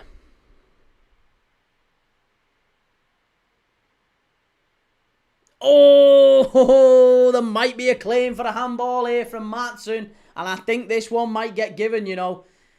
Yeah, I think it's going to get given. Oh, do you know what? If he doesn't handball that, Neto might well be putting this in the net. He's going to be a very lucky boy if this doesn't get given. He's a very lucky boy. He is a very lucky boy there, you know. A very lucky boy. That should have been a penalty for Chelsea. Listen, I want Villa to win this as much as anyone. But I think that should have been a penalty for Chelsea. That is crazy that hasn't been given. Absolutely crazy. Twisted Fate says, what? How old was Milner when he scored last? I think he's 38, isn't he now? 38, something like that. Kane says, I think he puts his hand across to block him off, though, Kate. It doesn't matter, mate. At the end of the day, if his arm is out, his arm's like that in the penalty area, if that doesn't hit his arm, it's going to hit Neto. And Neto it might bounce in. You don't know what's going to happen. I don't feel that the referee has to give that for me. I don't like seeing handballs given willy-nilly, but I think that is a handball. New rules and all that. What new rules? What new rules? I think your understanding of the handball rule is very different to mine. And there's no rules that I'm aware of that involve anything to do with putting your arm out. If your arm is extended in the area and it hits you, it hits the hand or the arm or whatever, then it's a penalty. Scottish GHK says 39 against City for Bournemouth. Kane, I hate them, but they change them every year. They do, and that's what I mean. That's why there's no real clarity on it. But I think, based off the handballs we've seen given, I think that is a handball. And I'm talking about this season. The handballs we've seen given this season, I think that is a handball. Mike says, I think Chelsea will win 2-1. And Ben, I've got Neto and Rodgers to score.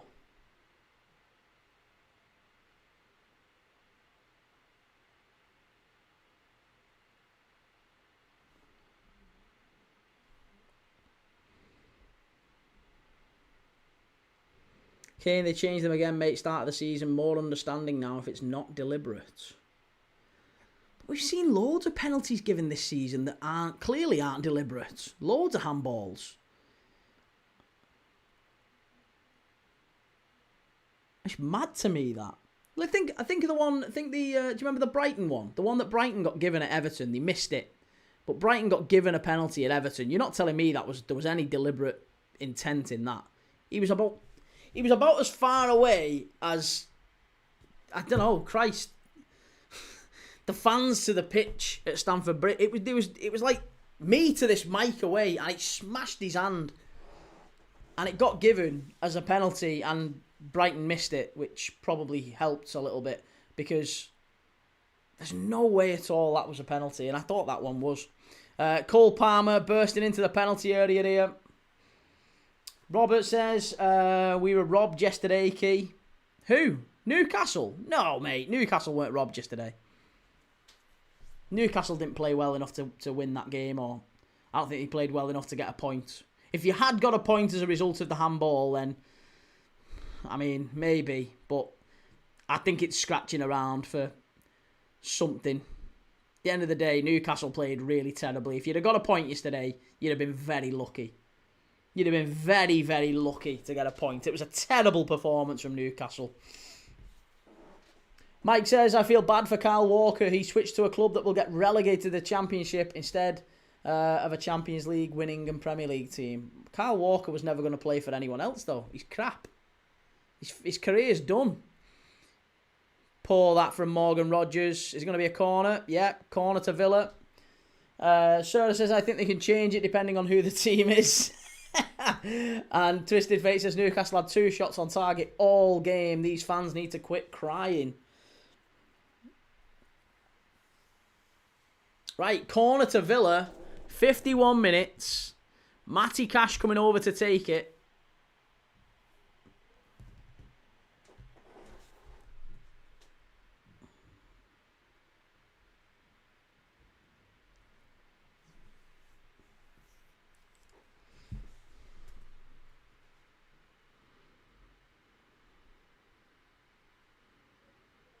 Right, Matty Cash, right-footed. Come on. Let's pinch one back here, Villa. Great claim from Robert Sanchez, it has to be said. And now Chelsea flying forward with Cole Palmer.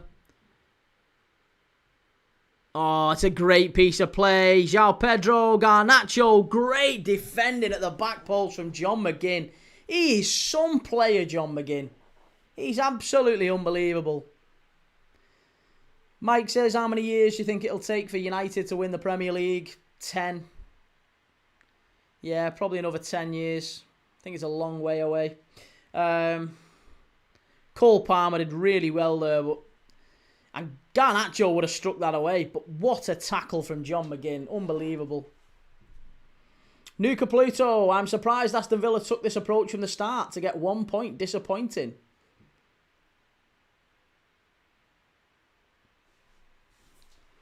Chelsea played to the edge of the box. Garnacho.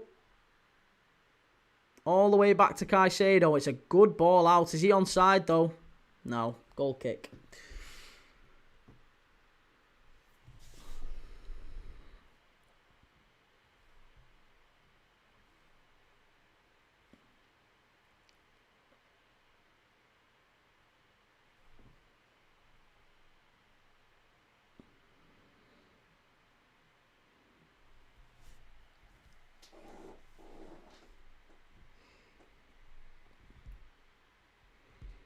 Here's Cucurella.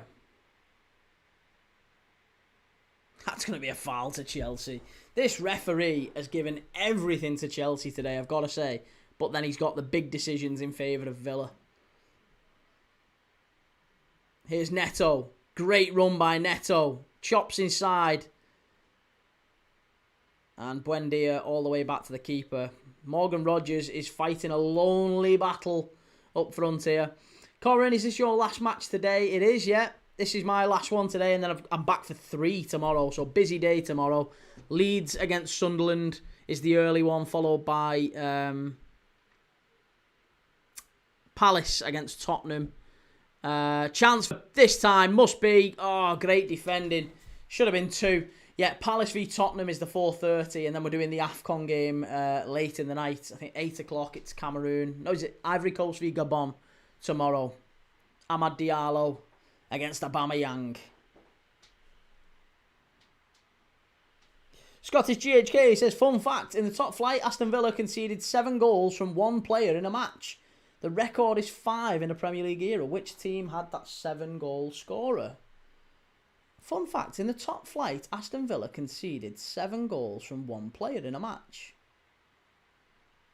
A player scored 7 goals in 1 game against Villa. Eh? Surely that's never happened. I'm not having that. One player has scored 7 goals against Aston Villa in a single game. In the Premier League. What's Villa's record defeat?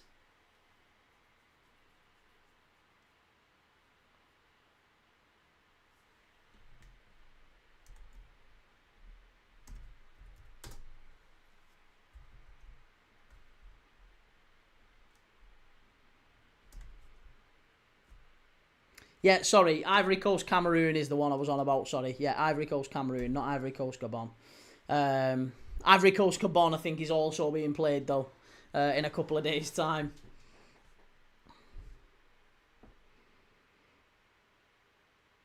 Scottish GHK, 1935, top flight, I said. Oh, silly me. 1935, Jesus Christ, probably Dixie Dean. Steve says Senegal v DR Congo was good to watch today. Right, it's a corner to Chelsea. Yeah, and Burmo v Ahmad.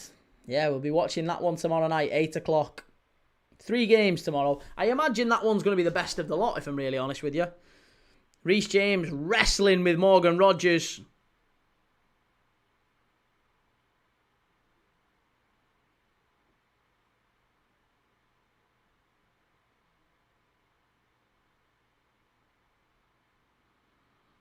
Look at the state of this, ref. It's going to be a yellow card, this, and I reckon it's for Morgan Rogers. I bet it's for Morgan Rogers. Yellow card for Rogers, it is. Yellow card for Rogers. It's no surprise. That was Morgan Rogers, that. I've got to say, that wasn't Reece James. And like I said, he was all over him there, and he just kept looking at the ref. He was all over him, and he's got to be very careful here now, Morgan Rogers. Ball whipped in. Easy for Robert Sanchez. Mika says, will you live stream December 31st, Man U v Wolves? No. No, we're not doing Man U v Wolves on the 31st. We're doing Arsenal v Villa. Garnacho strike. Miles wide. One day or less, do you think Xerxes is going this summer? Do you think Xerxes is going to leave United? I think Xerxes would be a really good option for a number of Premier League sides, Everton being one of them. I think he'd be a fantastic option for them. Right, Sancho's coming on. Onana's coming on.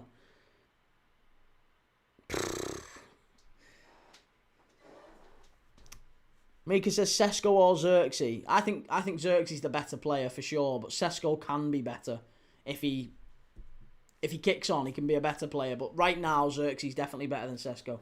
Right, Buendia's coming off. Buendia for Sancho. I think Watkins is coming on too. Onana. I would guess Onana maybe for... Who's Onana coming on for?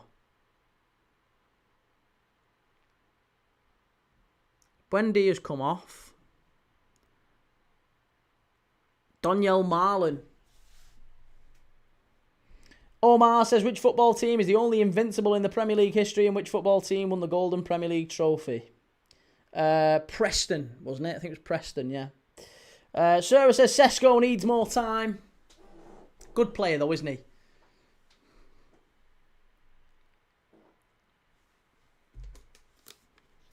'92 FC, just tuned in. Are Chelsea playing well? Yeah. Not really. Villa aren't playing great, but neither are Chelsea. Mika says, will Man United win the Europa League? They'll have to qualify for it first.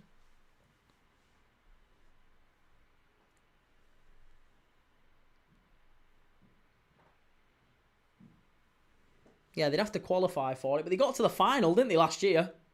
So they do okay in it. Twisted Fate says, Xerxes was the only player I didn't like against Newcastle. He looked out of it. Usually presses hard, but against Newcastle, he looked like he couldn't be bothered. I think that's maybe partially because January's coming up, and also maybe there's an element of him being frustrated because it doesn't matter what he does, he's not going to get a start for Ruben Amorim, is he?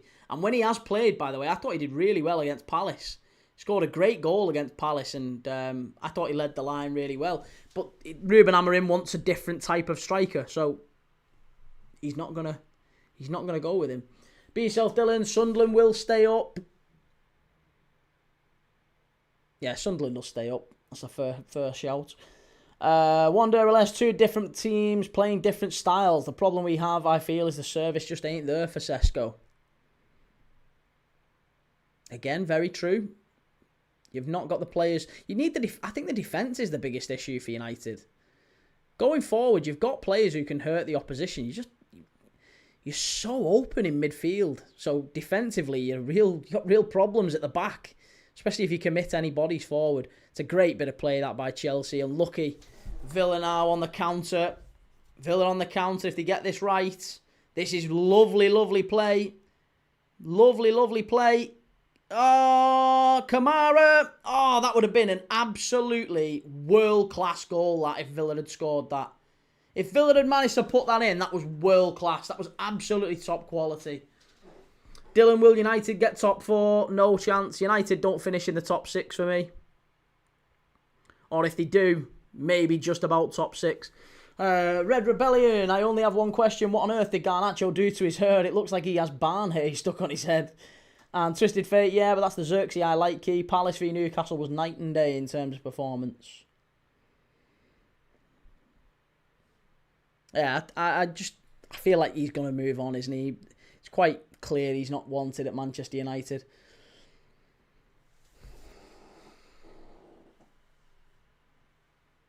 Sarah says, yes, they play Bruno in midfield, put Bruno in the number 10 and watch what happens. Yeah, I was going to say, if they got Bruno a little bit further forward on the ball, he might actually thrive, but he's got to play this really disciplined role at the minute. Doesn't suit him at all, does it? Villa with the ball in, chance. No, good claim from Sanchez. Mika, Arsenal or Tottenham? Tottenham.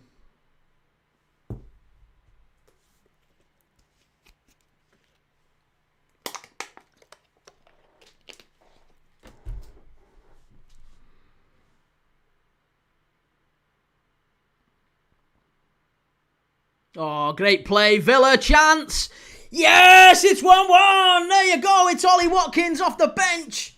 Ollie Watkins off the bench, and there's an element of fortune to this one. Chelsea are in the mud. I tell you what, Villa, couple of changes. I told you, Unai Emery, he would change things up. He'd change system, he'd change personnel, and he would have a go at these second half.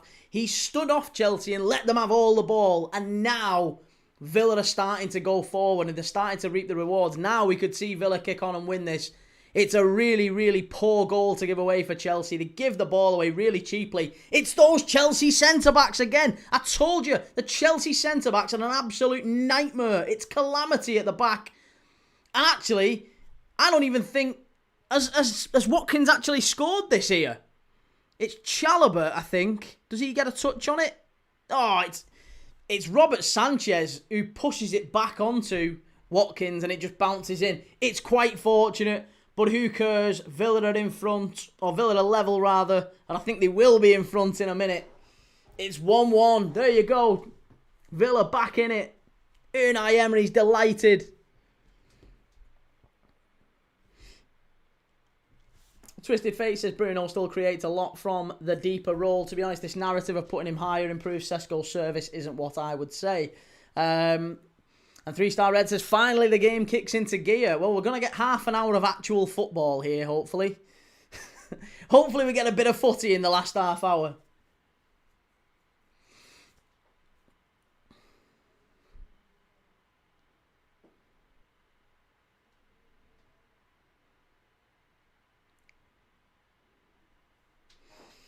Sarah says, ignore Carragher. The only problem I have with AFCON is it's right in the middle of our season, but because of the weather, I understand, but it's still annoying.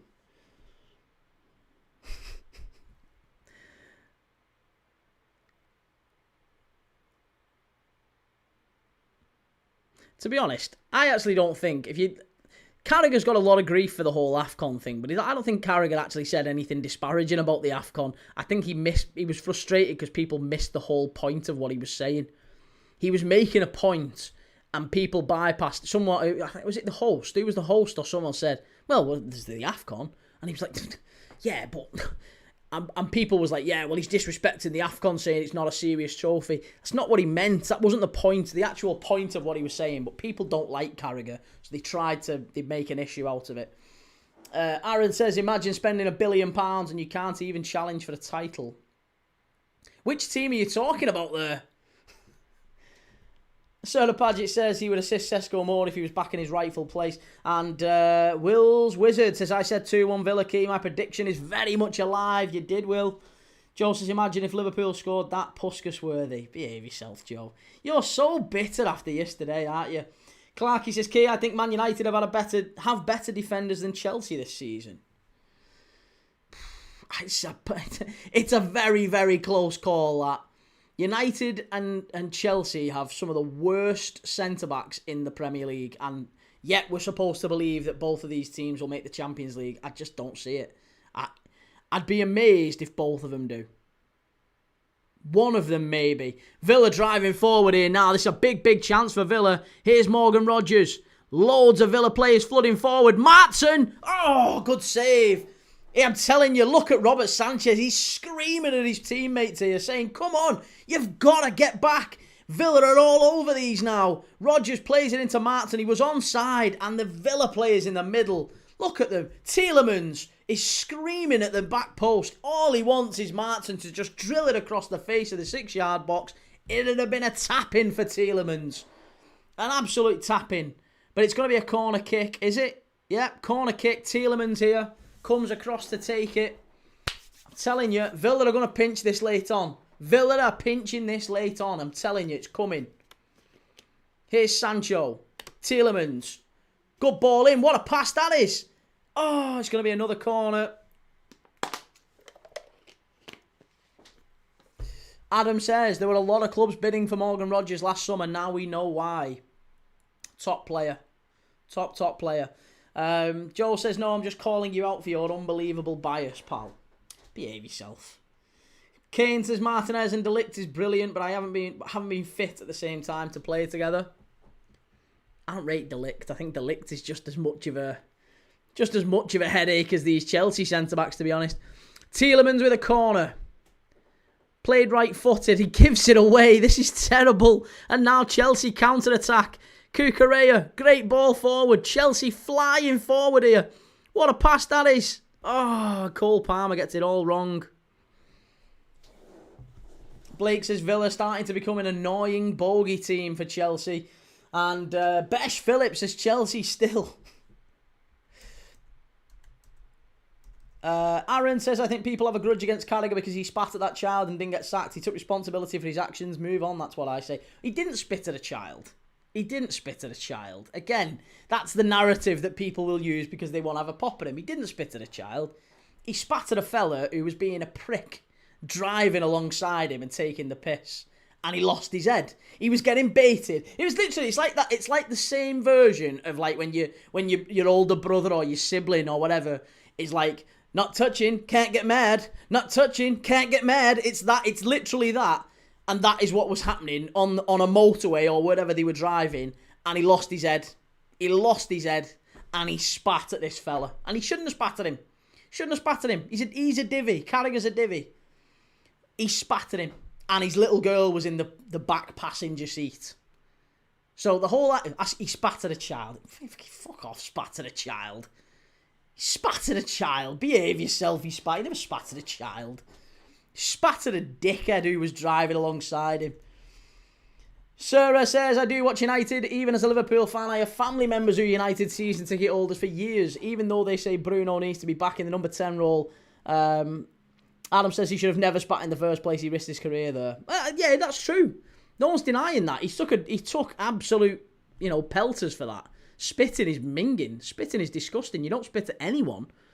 And to be fair, Carragher has actually been one of the most vocal about that. El Hadji Diouf spat at people during his career, and Carragher used to say, awful. You don't spit at people. Spitting's horrible. So spitting at anyone, even if they're taking the piss out of you, is wrong. But he did it. He lost his head. In that moment, he lost his head. Steve says the problem with that video was the man was happy about that. He was, wasn't he? That's what he was trying to get. He was playing for a reaction, and he got a reaction.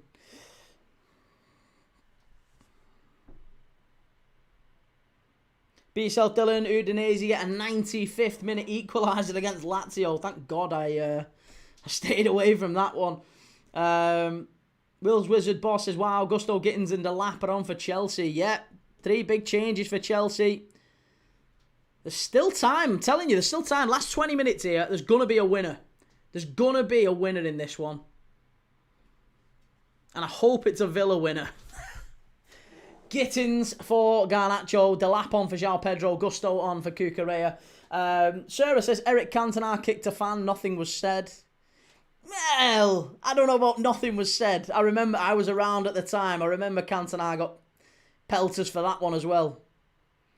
But, people still call him King Eric, don't they, at the end of the day?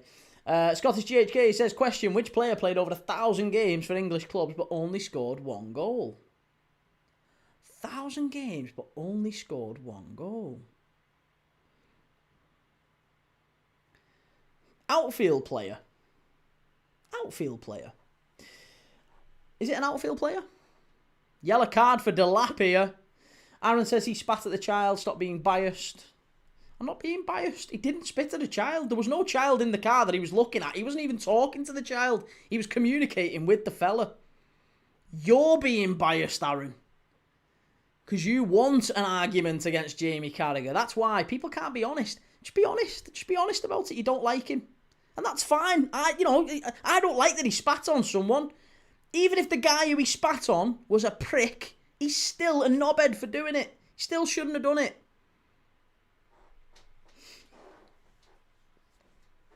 Twisted Fate says Carragher scored more own goals than goals, Key.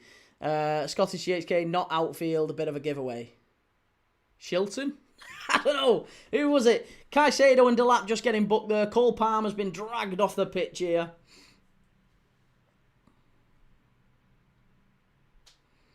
Corin says the fan literally said I was winding him up and he shouldn't have, but he shouldn't have kicked me. Kicked me? Kicked? Clark says there was. Look at the video. What do you mean there was? There was what? DC, who shouldn't have done what? Carragher shouldn't have spat at some pleb taking the piss out of him. Adam says, I understand people not wanting Arsenal to win the league, but Man City farming the league is unacceptable. Well, that's between the Premier League and City, isn't it? Up to now, the Premier League are saying it's fine. Corin says, oh, Cantona, sorry. The fan literally said I was winding him up and shouldn't have, but he shouldn't have kicked me. Well, yeah, fair enough. That's true enough. Strike from distance. Oh, Morgan Rogers lands on the roof of the net there. That was shades of Rashford, wasn't it? It was shades of Marcus Rashford's free kick for United against Chelsea there just a few seasons ago. It was a great effort from Rogers, that. Yeah, Peter Shilton. Great shout. Like it. Good question, that. Twisted Fate says Carragher spits when he talks, to be fair. Well, yeah, there is that as well. And like, to be honest, I don't know Jamie Carragher. I've got no horse in the race in that sense. Like I said, I think it's disgusting that he spat full stop. Even if he spat at some guy who was being a tit. You don't spit at people. And you do it even less if you've got a career in the public eye. But this whole idea, he spat at a child. Shut up. He didn't spit at a child. He didn't spit at a child. Again, that's just people on the wind up. He didn't spit at a child. Let's be grown up about it. Let's be more grown up than Carragher was in that moment, and certainly more grown up than the guy trying to wind him up anyway. Here's Neto. Onana. Rodgers. Better from Villa. Good tackle from Chelsea. DC says spitting is low. You would prefer a scrap. And Corin says Hazard did so much worse to a child. Yeah. There's a claim for a free kick, and it is a free kick to Chelsea right on the edge of the box. This is a really good opportunity for Chelsea. Oh, this referee's not had a good game, Not had a good game. Be yourself, Dylan. Adult spitting is bad. Anyone spitting. Adults, children, anyone. If you spit, you're an absolute mongrel as far as I'm concerned. It's vile. Spitting is vile. I mean, spitting... Listen, got a cold, you spit in the street. Whatever you need to spit, you spit. Spitting at people is absolutely vile. You are less than human if you spit at people. Absolutely sickening. Craigie says when Vert scored, they should have played the Rocky music. He did it. He actually did it. And Corin says if Villa win the league, I'll be so happy. It'll be nice, won't it? I actually think, listen, if anyone can win the league, I would much rather Villa win it than City or Arsenal, to be honest. But if I had to pick either City or Arsenal, it's still City. Steve says, I forget why Eric Cantona kicked that fan. Because he was winding him up. The same reason that Carragher was getting wound up by that fan, basically. He was having a bit of a wind up and... yeah, he reacted. Right, free kick to Chelsea, edge of the box. It's absolute prime Reece territory. Reece James territory, this, isn't it? Absolute prime Reece James territory. Right-footed. Keeper's got to cover that side. Martinez, you've got to cover that side here. Got to move across quickly. This is going to be a huge, huge moment in the match, this. Reece James, right-footed, into the wall. And Chelsea still edge of the box. No, they get it away, but only briefly. And then finally Villa clear it. Twisted Fate says, question, while we watch this boring game, who's England's all-time highest goal-scoring defender? Ooh. England's all-time highest goal-scoring defender. I would imagine it's John Terry. Is it John Terry? John Terry scored every other week for England, didn't he? Yeah, I would imagine it's John Terry. Hey, Tolga, how's it going? Steve says, why that fan, especially, I mean, in every game, fans do that. I think he said something about him or his family member. I don't know. He might have just broke.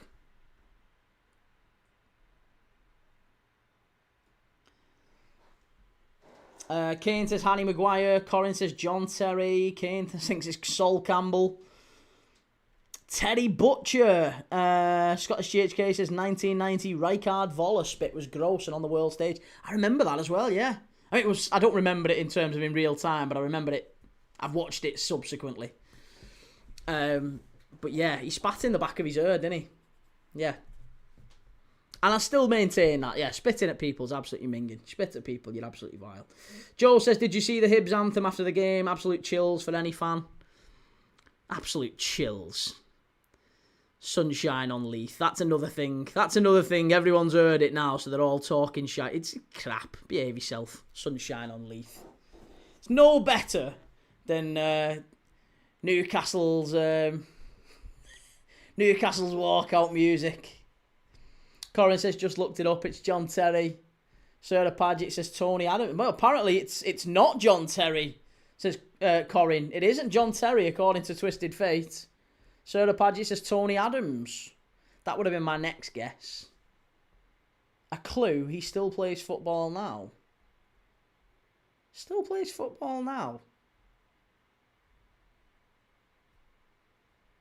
I don't know. Yeah, no idea. Oh, there you go. Easy corner, that one. Good claim. Begovic.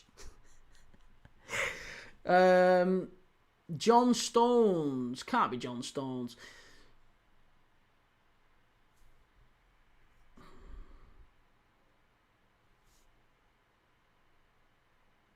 Maguire. We've already said Maguire.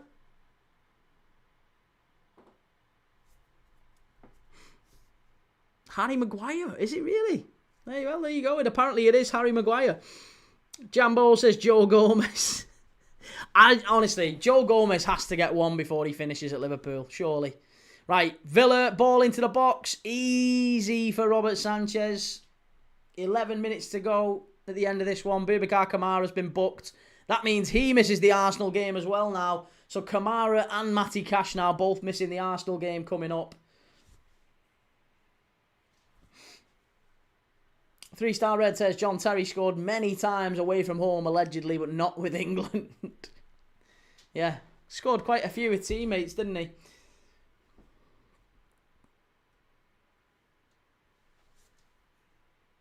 Right, 11 minutes left. Come on. Got to get a goal in this one. Surely. Corin says 2 big blows for Villa. Yeah, no Matty Cash, no Kamara next week for United for the Arsenal game is a huge, huge loss for them. They're bringing another couple of players on though here now. Who are they bringing on?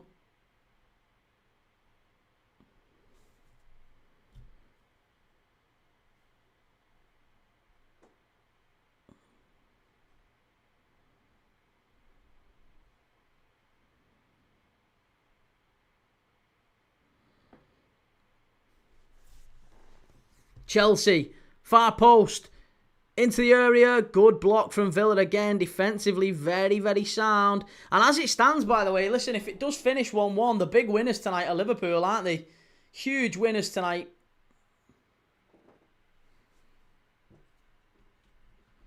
Liverpool getting a win earlier, and we've gained 2 points on Villa, and 2 points ahead now of Chelsea.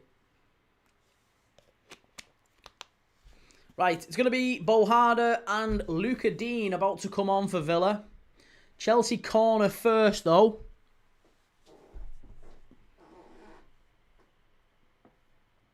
Right-footed for Chelsea. Ball whipped in, near post, headed away. That's another corner.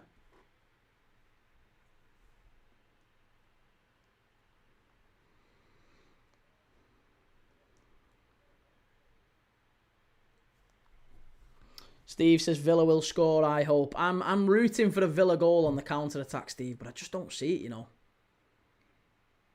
I think it's going to fizzle out, this one.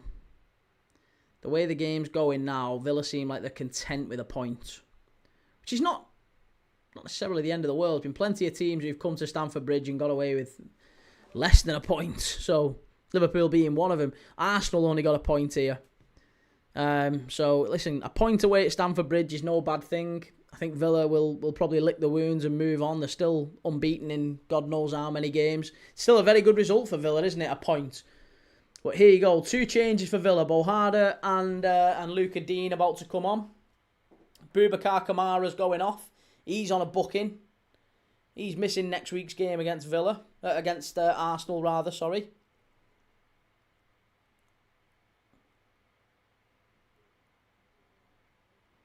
Martin for Dean. And Kamara for Bohada.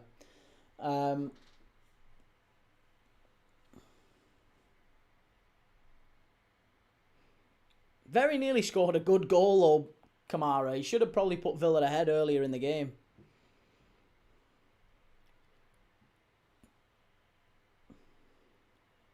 Right, come on, Villa. Last 10. Big last 10 here. Let's get a late winner.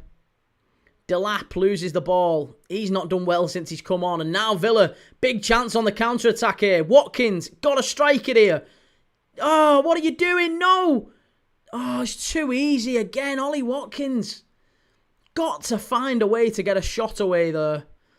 I mean, Chalobah does well to close him.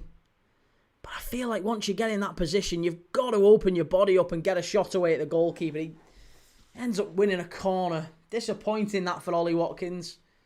You're driving into the box there. You've got to get the shot away. Steve says, Arsenal got lucky, as always today. Own goals, FC. But that luck will end against Aston Villa. We know it, don't we? We know it. Jake says this will do us. Yeah, no kidding. A 1-1 here certainly suits Liverpool. Corner to Villa. But a Villa win would be even better. And it is! It's 2-1! It's Ollie Watkins again! Yes! There you go! They've won it! Stamford Bridge!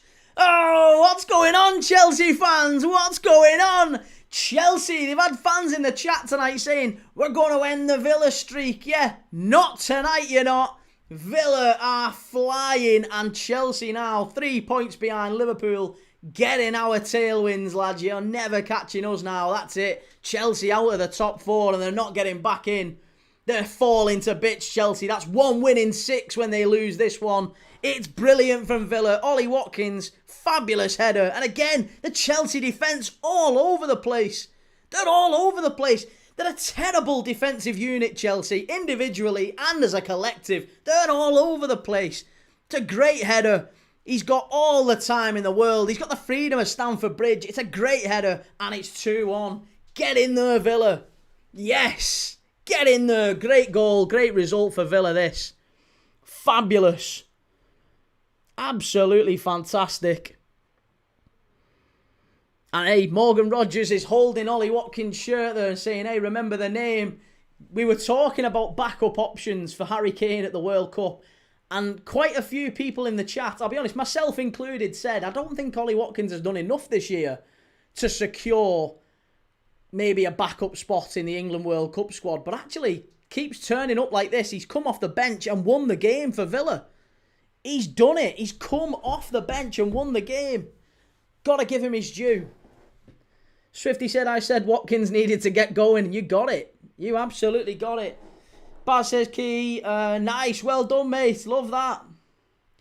The assist for the Ollie Watkins goal was from Yuri Tielemans, Jake. DC says, what do you think about Carragher saying he didn't know why VAR were looking at the Martinez handball? The Martin handball, you mean? Yeah, well, I thought it was handball. I did. I thought that should have been a handball to Chelsea. Oh, you're talking about Lisandro Martinez last night. Lisandro Martinez absolutely was a handball. It was a clear handball. It's not even close. It should have been a penalty to Newcastle.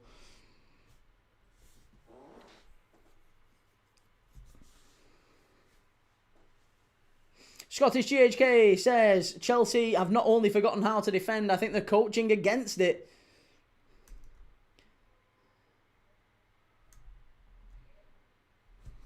Steve says, Villa are the real Lions. Villa, this is a fabulous result at Stamford Bridge. They've done really well there. DC says, yeah, sorry, the Lisandro one. Yeah, I was going to say, for me, mate, I think, yeah, it was a penalty. You can't do that. You can't go like that and the ball hits both hands. It's 100% a penalty. 100% a penalty. Jake says, if Sunderland win tomorrow, they go up to 5th above Chelsea. Good grief. Well, Villa now, there's 3 minutes plus added on time to go in this one. The game's kind of come to life second half. It's been pretty poor first half, but the second half, since Ollie Watkins has come on, they've deserved this, Villa. They've definitely deserved this.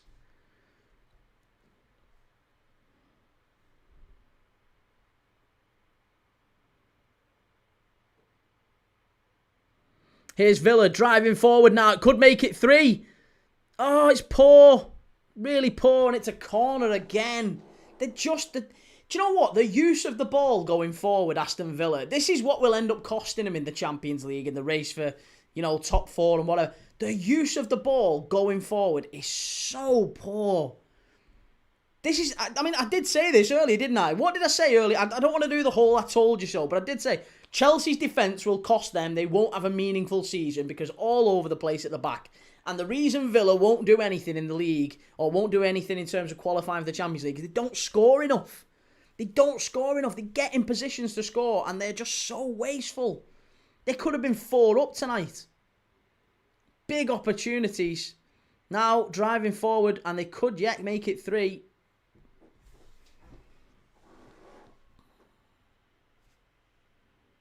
It's another corner. It's another corner.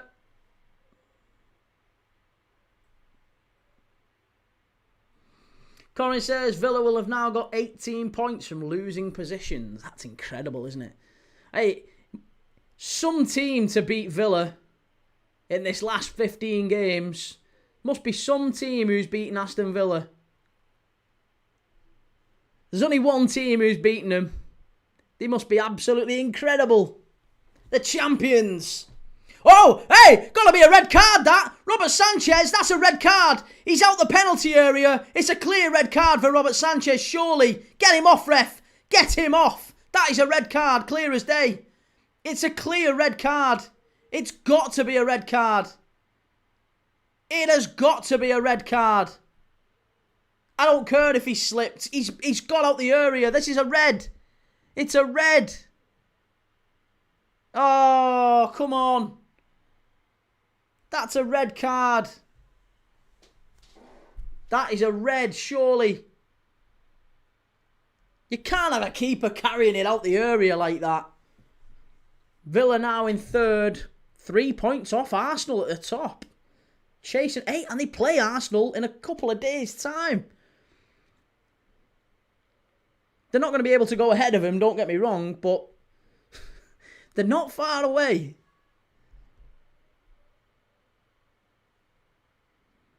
Right, it's a Villa free kick, edge of the box because of that Robert Sanchez error. It's a Villa free kick and it's 5 added minutes. 5 minutes added on at the end of the second half. Free kick to Villa, edge of the box, Morgan Rogers over it.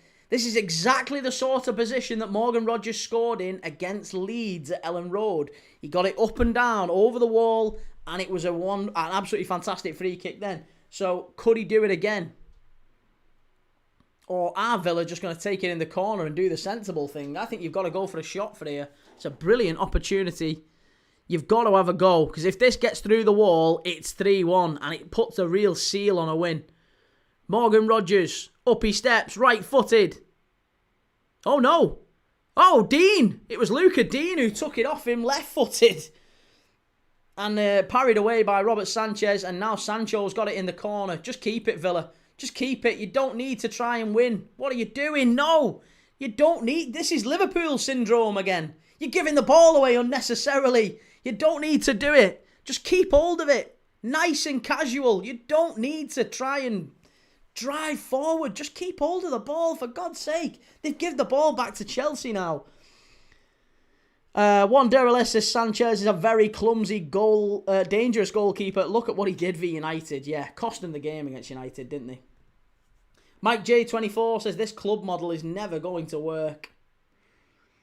Well, it's not doing too badly at the minute. They've signed a load of players from Strasbourg for next season. Emmanuel Omega's coming to Chelsea from Strasbourg next season. He's a top player. Chelsea ball in. Great save from Martinez. 3 minutes left to go. Issa, Villa absolutely flying here. 2-1 at Stamford Bridge. What a result this is going to be.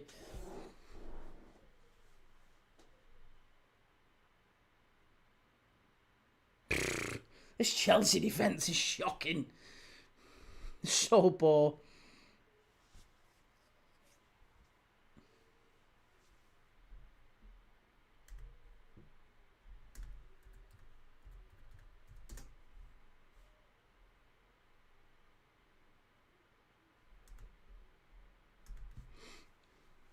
The Wetherspoons General. How do you know he's a top player? Are you a French football enjoyer? Emmanuel Omega. Yeah, I watch a lot of Strasbourg. Liam Rossigna's done wonders with Strasbourg. Not only this season, last season. We watched Strasbourg against Palace in Europe this season as well. So yeah, I've watched a lot of... I watched a lot of Ligue 1. That's what we do on this channel, to be honest. We watch everyone on this channel. 40 different competitions on Premier League, Dad, so far in 2025. From the Saudi Pro League to Ligue 1 and National League and everything in between. Swifty says, was always going to be Chelsea's Achilles heel. Set pieces. Everyone's Achilles heel this season. Oh, oi, this could be a red. This could be a red. Yellow card, I think. Tielemans has been side down here. Oh, yellow card for Enzo. He's not happy. Enzo Fernandez booked for dissent. Reece says, and let's remember Emery was a game or two away from the sack and they were on their knees till mid-September, scoring like 2 in the first 9 games. It's a funny old game. Yeah, they were awful, weren't they, Villa? They were terrible. People were talking about him not only losing his job, Villa maybe going down this season. They were absolutely all over the place up to the sort of mid-September, first international break. The Wetherspoons General, the Saudi Pro League. We watched the Saudi Pro League on Christmas Day. It was the only league in the world that was being broadcast on Christmas Day. I think it was the only league in the world that was playing on Christmas Day. So yeah, we watched the Saudi Pro League on Christmas Day on this channel. Live every single day. We're the only channel that does more watch-alongs. Well, we do more watch-alongs than anyone else. If you like watch-alongs, this is the channel for you, because we're live every single day. 3 games tomorrow. 2 we've had today. Liverpool and Wolves, followed by Chelsea Villa. And we're live all day tomorrow, pretty much. 3 games tomorrow. We've got Sunderland against Leeds. Battle of the newly promoted sides. Followed by Crystal Palace against Tottenham at 4:30. And then, 8 o'clock, Ivory Coast against Cameroon. Brian and Burmo against Amad Diallo. So let me know what you're thinking on that one. Sarah says, Dylan, so what, we beat you last season?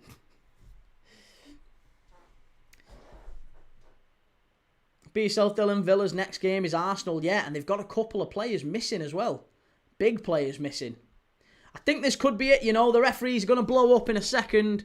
Chelsea 1, Villa 2. I think this could be it. Reece, and we were the catalyst for their miraculous recovery. At least we have our uses, eh? How did you find Burnley today against Everton, Reece, by the way?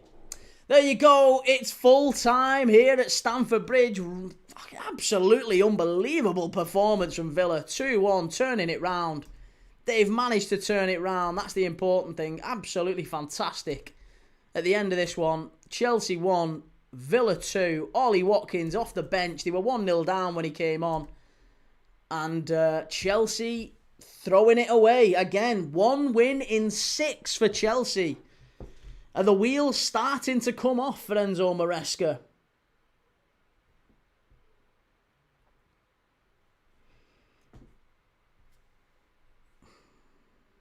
Mikel says Enzo Fernandez is far from a superstar as well. Overrated. I'd agree with that. And Swifty says Delap should have gone to United. Liam Delap should have gone anywhere but Chelsea. He literally went to the worst possible team he could have gone to. If he'd have gone to Everton, he'd have got regular minutes. He'd have been their starting centre forward. He probably would have gone to the World Cup. If he'd have gone to Newcastle, I think they wouldn't have signed Voltemade. They'd have stuck with Liam Delap. Whether or not that would have been the right decision, I don't know. But Liam Delap would have absolutely been a better option for Newcastle. And yeah, Man United was an option too. Would he have been better than Sesko? Possibly. Maybe. Who knows? Dylan said, Liverpool's the only team that have beaten Aston Villa. I'm proving them wrong. Man City did it. No, Liverpool are the only team that's beaten Aston Villa in this run. In this last 12, 13, whatever it is, this last 12, 13 games that they've played, they've won 12 and lost 1. Liverpool. That's it. Callum says the top 4 will stay the top.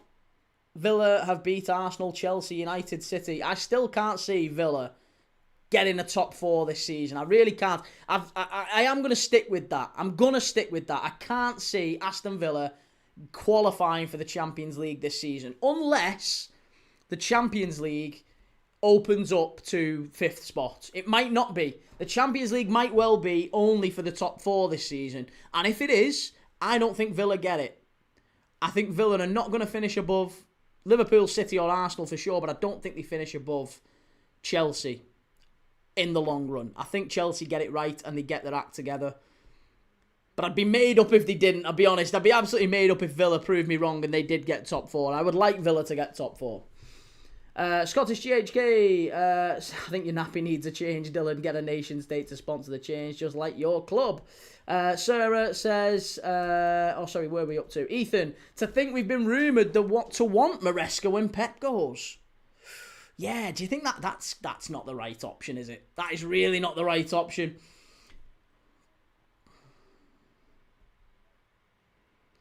Corin says, what if they win Europa, which they probably will? Well, yeah, I actually think that might be the best option for Villa to get Champions League next season.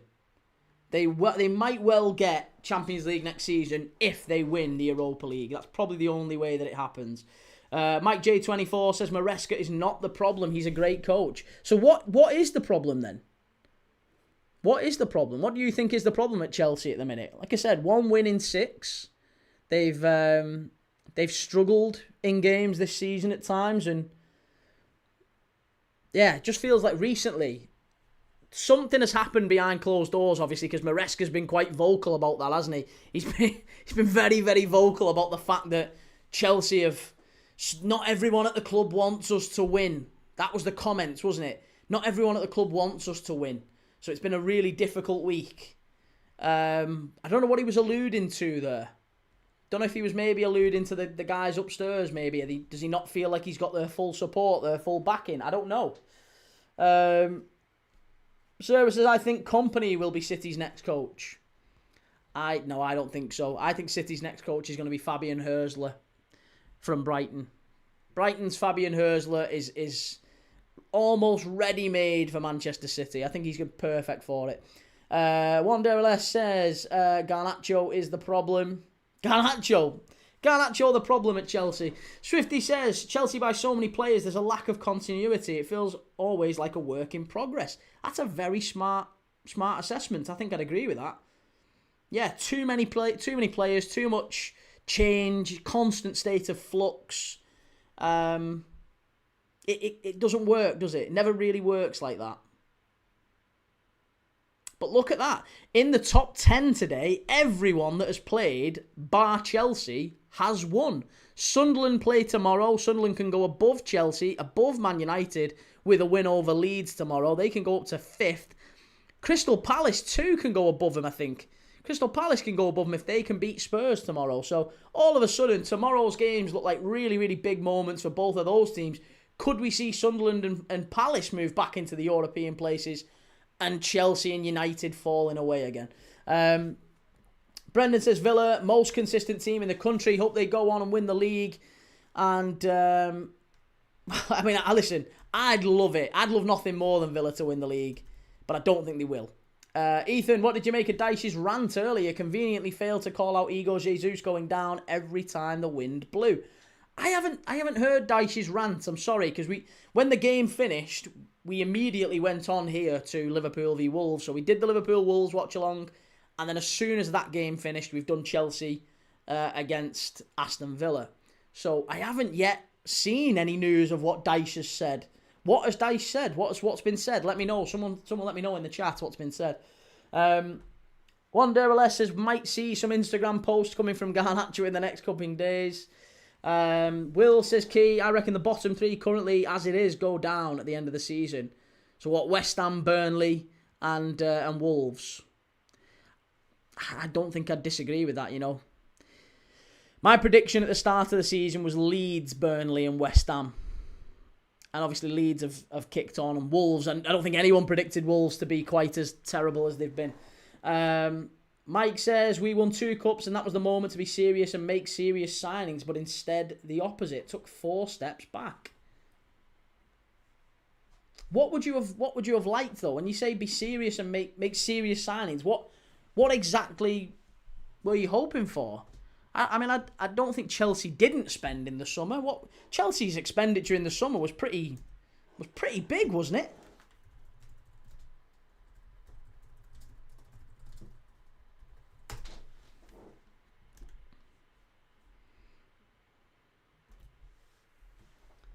I was going to say, if you look at Chelsea's spend.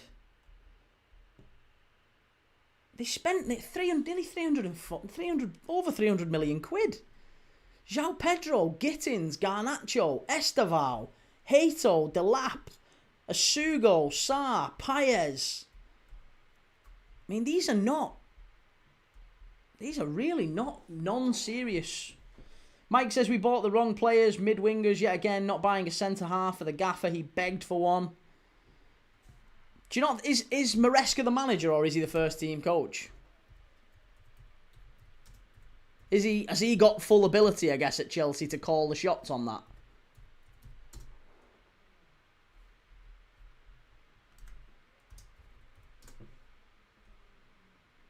He's the head coach, right? Okay, yeah. So he hasn't really got full ability to call. I don't want that player. I want a centre back. Fair enough. Corin says, I actually met Sean Dyche once in a bar when he was Everton manager. Really nice guy. I think he's a good manager, Sean Dyche. I don't mind him. Twisted Face says, Steve, I mean, sometimes you win games you don't deserve to. It's part of the game. It's what makes City such a good side. And Adam says, West Ham could still survive. Nuno's a good manager. Yeah, I'd still back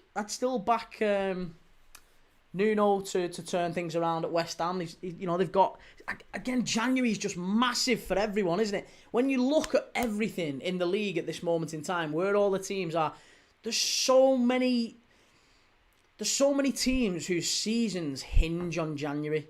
Like Bournemouth, right? Bournemouth sinking like a stone, haven't won a game in 10.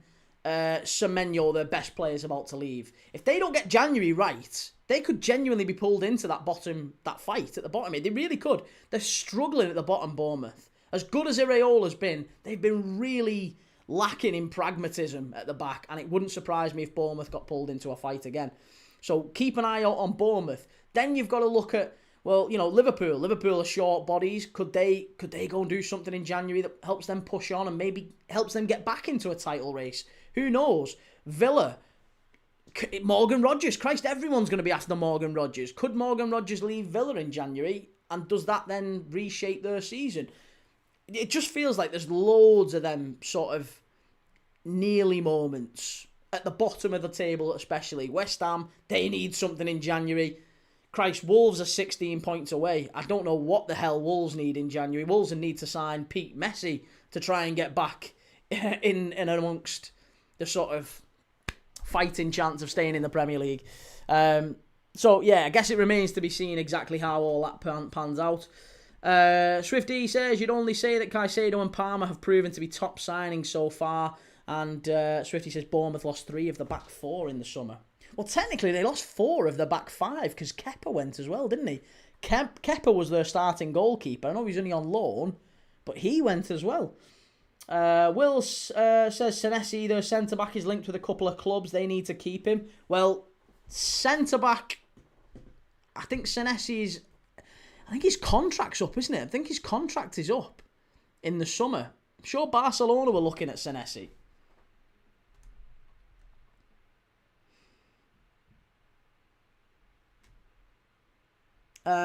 Sarah says Liverpool have won the treble. Listen, we'll just put Dylan in timeout because he's obviously a very angry young man. We'll just put Dylan in timeout. We're Aston Villa. We do what we want. Great result for Villa. It has to be said. Absolutely fantastic result. Arthur Bushby says Bournemouth, Forest, Wolves, West Ham all lost. Good results for Leeds. Well, Leeds tomorrow have to do something good, don't they? Away at Sunderland. We're going to be live for that one. That's a massive, massive game now. Sunderland fighting for... They move back above Chelsea if they win tomorrow. They can get a result against Leeds. They're back in and amongst the European shouts. I don't think they'll get European football, but certainly to be amongst it going into January is a good shout.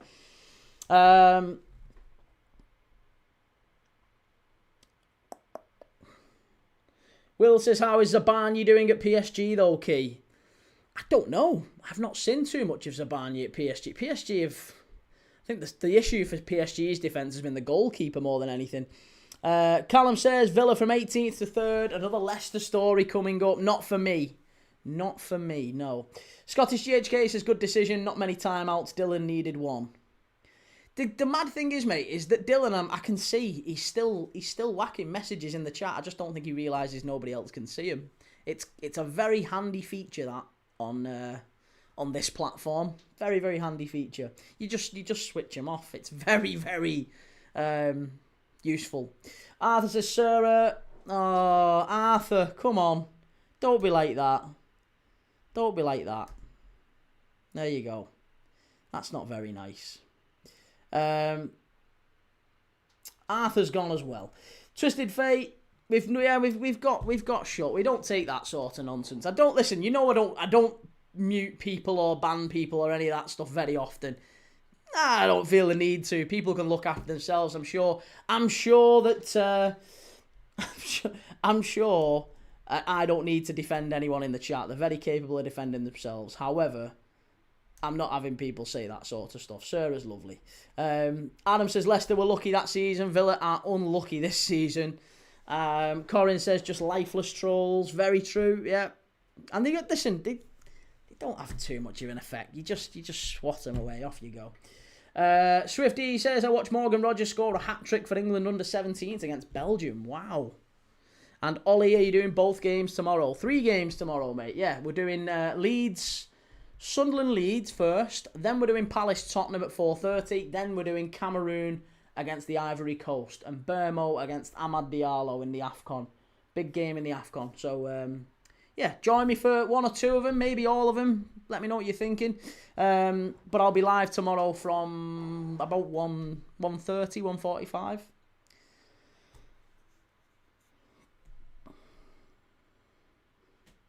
So yeah, they're all going to be on tomorrow anyway. Will says, hang on, you said Ivory Coast Gabon earlier, Key. Well, Ivory Coast Gabon is a game we're watching, but it's in a few days' time. I got it confused. Ivory Coast Gabon and the Cameroon are all in the same group.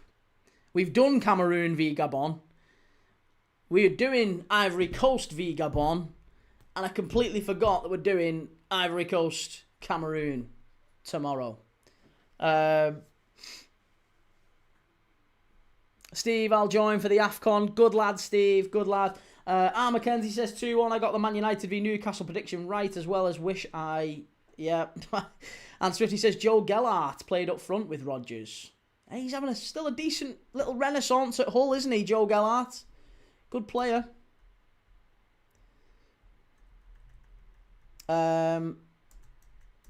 Yeah, so listen, let me know your thoughts on this one. We asked it earlier on. I'll just have a quick look at the poll. We asked in a poll earlier on, where can Aston Villa finish this season? And we've had a lot of people vote, to be fair. And the overwhelming majority of people think that Villa can finish in the top 2. They basically think that Villa have got a title challenge this season. First or second, 40% of the votes, and we've got a couple of hundred votes, 40% of the votes said that Aston Villa will be title challengers this season. Third and fourth was 29%. Think they'll get Champions League qualification. 24% think 5th or 6th they'll get in the Europa League, and 7% think they'll finish 7th or lower, and there'll be a total collapse in the second half of the season for Villa. But, if you look at it just like that, that's 68%. 68% of people that voted think that Villa will not finish outside the Champions League places currently. How accurate is that? Is that a fair assessment? I don't know yet. Zerilla Billa, yo bro, how's it going, mate? Steve says Villa ole, the real Lions. Timbo says if Villa Villa can't keep getting away with this. If Villa somehow keep overperforming their XG every week, then yeah, they'll challenge, but a regression to the mean will happen at some point. I think so too, I think so too. Corin says, should see you tomorrow. I'll be there for the Prem and might be for the AFCON, might not. Depends on work, etc. Hey, Corin, always lovely to see you. Whenever you can pop in, great to see you. And yeah, hopefully you're back tomorrow.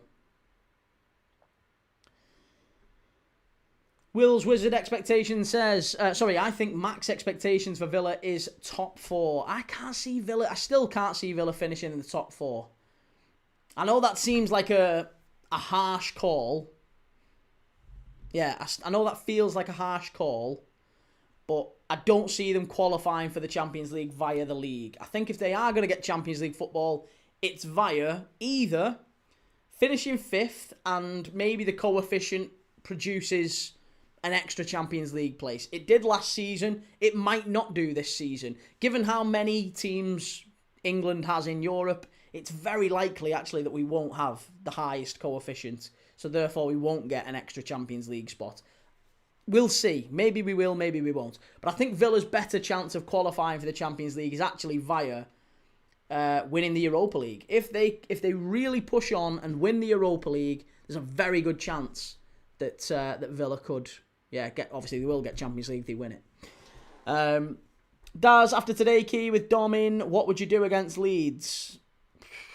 Same team. I'd take Chiesa out, put Dom in. That's it. No changes other than that. Put Dom in on the right, drop Chiesa out. There you go. Dead simple. Steve says Wolves didn't score in October and November, but in a miracle they scored every game of December, I think. Wow. Zerilla, how many times do you pray, bro? Every day. Every day, I say a little prayer for you. Scottish GHK says, anyone with a spare 20, donate to Crisis, please. Yeah, absolutely. Listen, that's a very important message at this time of year, by the way. I've been raising awareness of it. If you can, donate to Crisis. There's people sleeping on the streets tonight. Families, 300,000 families across the UK that are relying on Crisis and the support that they do. We actually had someone come into the chat the other day and said they got off the streets as a result of the work that Crisis does. So if you can help any vulnerable people by giving any small amounts, please do so. The link is in the description, and it's there's a QR code, of course, in the screen at all times during all of my lives throughout December. So if you can, massive, massive thank you, but don't feel under pressure to do so. Swifty, I just don't trust Charity Key. Swifty says Villa will finish 4th, and Timbo says thoughts on the handball shout. I thought it was a handball, Timbo. Yeah, I thought Chelsea were unlucky. I think there's a couple of handballs that I'm a little bit confused, really. The handball rule just doesn't seem to be consistent at all in how it's being implemented. I thought that was a handball, and I thought it was a handball last night when United, Lisandro Martinez double touched the ball. I absolutely thought it was. So I'm astonished, honestly, that it wasn't given as a handball last night, and I'm astonished that it wasn't given as a handball today. Twisted Fate says, I think Villa might try to win the Europa to get Champions League if they show signs of a collapse. Yeah, I do. I think they probably will push on. Anthony, I like it like this. Cheers, Anthony. Thanks very much, mate. And Nathan says, we actually need Mo back ASAP. Mo will be back, I'm fairly sure, quite quickly, because the way Egypt played yesterday was not very good at all. I know they got the win, but they weren't particularly good. I don't think Egypt make it the full distance. I think they probably go out sooner rather than later. Right. Well, listen, I really, really appreciate everyone's comments, likes, support, subscription, all that good stuff. If you've joined as a member, massive, massive thank you. The benefits are coming 1st of January. We're going to be doing loads of new stuff just for members only. So if you do want to join the Premier League Dad Supporters Club, official supporters club, please do so. Loads of great stuff coming up for that. But before all of that, like I said, I am live tomorrow, 3 games, Leeds against Sunderland, or rather Sunderland against Leeds. It is at the Stadium of Light. I fancy Sunderland in that one. 4:30 Crystal Palace against Tottenham, massive game. I fancy Palace in that one. I can't see Spurs winning at Selhurst Park. And then the final game, 8 o'clock, Cameroon v Ivory Coast, and Burmo against Amad Diallo in the AFCON. We'll be watching all 3 of them tomorrow. So hopefully you'll follow along with me. Take it easy. Have a lovely, lovely Saturday night, and I will see you all tomorrow. Take it easy.